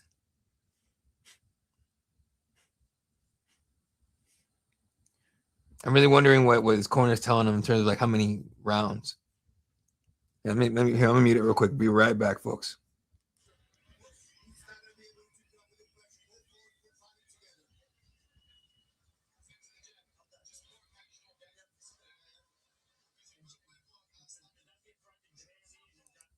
All right. Well, Lopez is getting told, when you put your combinations in, make sure you really, really put them on him. And they were telling Volk, Brad Riddell's telling Volk, like, hey, when you land that jab, fucking land the jab. They keep popping the jab out and all that. One more round. More than likely, Volkanovski's winning this so far. Goddard goes and warns him about whatever Lopez complained about. Round 5, folks. This is it. 5 minutes left in the fight. Right to the middle. I expect a lot more action here. Someone's got to want to win this thing. Another jab for Volkanovski. Another jab for Volkanovski. Lopez fired one back. I think landed it too.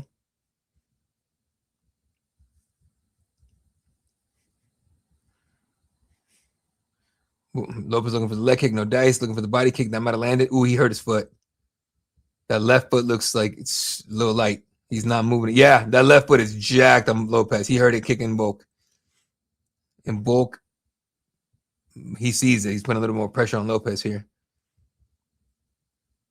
Yeah, he's attacking that lead leg now with the kicks. Now he's popping the jab up top. This is a distraction here. Lopez is thinking about his foot a little bit. Alexander's going to take advantage of that. Start landing shit up top for sure. Volk looking for the jab. Being a lot more methodical with that jab here. A lot more aggressive. Lopez with a couple of lunging hooks here. Yeah, he did hurt. He kicked, looks like the fist of Volkanovski. Volkanovski shoots a single that gets it. Lopez grabs the guillotine, trying to hook his right leg, trying to hook the leg of Volk. Volk's trying to free himself out of it. Gets back to the feet. Lopez looking for a knee to the head, and Volk gets out of there. He definitely had the choke going for sure. Volkanovski back down on the jab here. Lopez with the pressure. Left hand's popping out from Lopez. Oh, big straight left as Lopez shot in. Looked bad. It wasn't really damaging, but Volkanovski got the double under the right side, puts Lopez on the fence, takes Lopez down. Lopez on the ground. Lopez going for the single leg here. Lopez turning away, going hands and feet, trying to get back to the feet. Volkanovski dropping all his weight, scoots the right leg of Lopez out, trying to get him back to the ground. Can't do it. Lopez back on his feet, now working on the grips. He's going to break him and spin to face Volkanovski and either get the hell out of dodge or have to work off his back on the fence. Tries to get the hell out of dodge. Volkanovski dives for crotch for dear life and puts Lopez back on the fence. Lopez with a double underhook on the right side. Puts Volkanovski on the fence again. It's the underhook battle, guys. Volkanovski looking for a throw here. Can't get it. Pummeling for his own underhooks. Gets two of them. Lopez fights in. Gets Volkanovski down. Volkanovski on hands and knees. Lopez wants the back. He wants the back bad. Takes the back here. Hooks her in on the right side. Hook is on the right side is in. Volkanovski scrambling for dear life here. Lopez hanging onto it like it's just like it for him in life. Volkanovski's wearing a Lopez backpack. Body triangle for Lopez on the right side. Volk addresses the hook, gets rid of it. Lopez is in trouble here because if he can't get that left leg down to post, and he does, he would have gotten thrown for sure. Now Lopez has a chance to get back on the back here. He needs to readjust where his weight is, right? But Volkanovski worked the grips, turn to face him. Lopez drops back down on the double leg, eating a couple elbows, another elbow. Volkanovski going for a half-ass guillotine, kind of like straighten Lopez back up and get off him. Coming up under, let's see, we're coming up on a minute 40 left in the fight. And mark. Volkanovski turns, reverses position, puts Lopez on the fence, underhook on the left, under the left arm. Now double underhooks for Volkanovski. Lopez looking like shit. I'm about to go for a ride. He does. Doesn't get taken down yet. Hands posted for Lopez. Stops the takedown. Now trying to address the grip, trying to break the grip. He's going to break it, spin and face, and try to get out of dodge again, but Volkanovski goes single leg instead. And he Kimura grip for Lopez. Uses it. Scrambles. Almost to the back. Looking for the arm bar. Looking for the arm bar. Upside down arm bar. Oh, here we go. Yeah, he's stuck on the fence. There's nowhere to extend. Lopez can't get it here unless he has to readjust the shit out of it or muscle like crazy. But Volkanovski's fine here. He's safe. The arm is not going to extend here. But Lopez does have it. Now Lopez changes the angle. Now looking for Anthony Pettis style. Nope. Volkanovski frees his arm and literally sits on the chest of Lopez with 39 seconds left in the fight. And just sending shots backwards like this. Might as well rip a fight here, bro. Volkanovski's celebrating with the crowd doing this shit now. Damn. Can you imagine if somehow the judges like don't give it to him? He's gonna Lopez is gonna look for a heel hook here. That's what Volkanovski's sitting on his chest. Is like, right now. Oh, there's a free leg. Go. Lopez trying to get the heel hook grip, or heel hook position. Goes X guard on the left leg. 6 seconds left in the fight. That's it. Volkanovski drops on top of him, lands a shot, lands a couple more elbows, and that's the fight. All right, more than likely, I think Volkanovski got it, but we'll see. No finishing this one once again. But good fight, fun fight. But I think Volkanovski gets it by unanimous, the way I see it. But we'll see. Can you imagine the bettors lose their minds if Lopez gets it? Some bettors will. A lot of people, I don't know. I never get mad about results of fights unless it was like a legit screw, like someone got screwed. But either way, yeah, Lopez knows that Volkanovski won.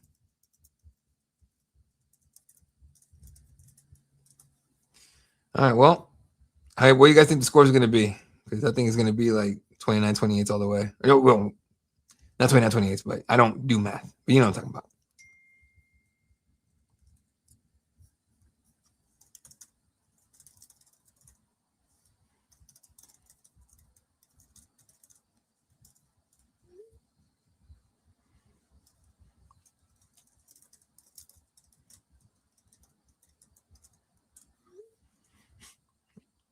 All right, folks. I'm going to have to mute myself in a minute. But all indications say he just got the win here. So be right back here in a minute. Get you guys some scores and some quotes.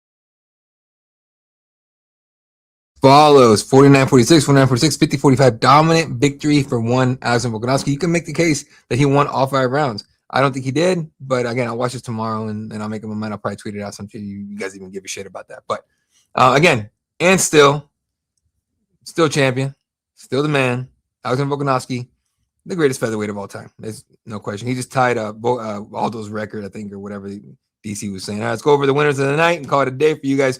First fight on the night, Lawrence Lee gets his ticket to the UFC with a split decision victory over Sulan Rambo. Then Keiichiro Nakamura with a slick 3rd round TKO over Sebastian Zile. They're showing the next week. Batista Oliveira, I will be there, representing Cageside Press at the Meta Apex. Then Strickland Hernandez in Houston. That will be Brett Cagle. Then UFC Mexico, Moreno versus Amabayev. No one on that one. And Holloway Oliveira 2. The return of Mr. Gabriel Gonzalez to cover that one. We'll find out who that co-main event is. That'd be interesting. But we got coverage in the next of 3 of the next 4 cards. So make sure you guys keep it locked. Cageside Press. Actually, we cover all of them, but we have people at spot for the next for 3 of the next 4. Thought about going to Mexico City, but no, I'd rather go to Guadalajara. Either way. All right. Then after Nakamura, Dom Marfan gets his ticket punched to the UFC. Nice dominant victory over Sang-Woo Kim. Then Khan Alfley gets gifted a victory over Yizha. I'll give you the wall on that one. Jonathan McAuliffe showing that he's the real deal. Submission victory over Oban Elliott. Then Jacob Malkoun. Torres Finney looked like he shouldn't be in there ever again. So favorite would be who? Volkanovski? I mean, he certainly would have gone for the guillotine a little better. Then Cam Rawson taking around TKO over Cody Brundage. Poor Cody Brundage. And then Bila Lecana takes out Junior Tapa. And it's hard to see the Tapa brothers Junior Tapa sticking on the roster. Like his last couple of performances were pretty shit, but either way. Then Kunosaki, first round submission victory over Jamin Malarkey. Someone wants some money on that because that was a plus like 1 something in terms of him winning by submission. Towson Teixeira probably sends Tai Tuivasa out of the UFC, if not retirement. Then Mo Rufi TKO victory over Rafael Fiziev. Benoit Saint Denis definitely needs to get one of those 5 guys that he asked for. I'd love to see him against Justin Gaethje, to be honest with you, but mostly because Justin Gaethje's not gonna let himself get taken down like that. But we'll see. Alexander Volkanovski remains the UFC featherweight champion. All right, folks. It has been a long day. I've been on for 3 hours just on this, and before that, obviously hours in terms of prelims and everything. From my entire team of Cageside, we appreciate the hell out of you guys, especially coming in, hanging out with me on here. You're checking out all of our stuff. CagesidePress.com for all of your MMA coverage. Again, next week, or coming up on the YouTube and on the site, LFA interviews, LFA 226, I think, coming out from Clarksville, Tennessee, coming up. And then UFC Vegas, whatever it's going to be next week. I'll be there covering that for Cageside Press.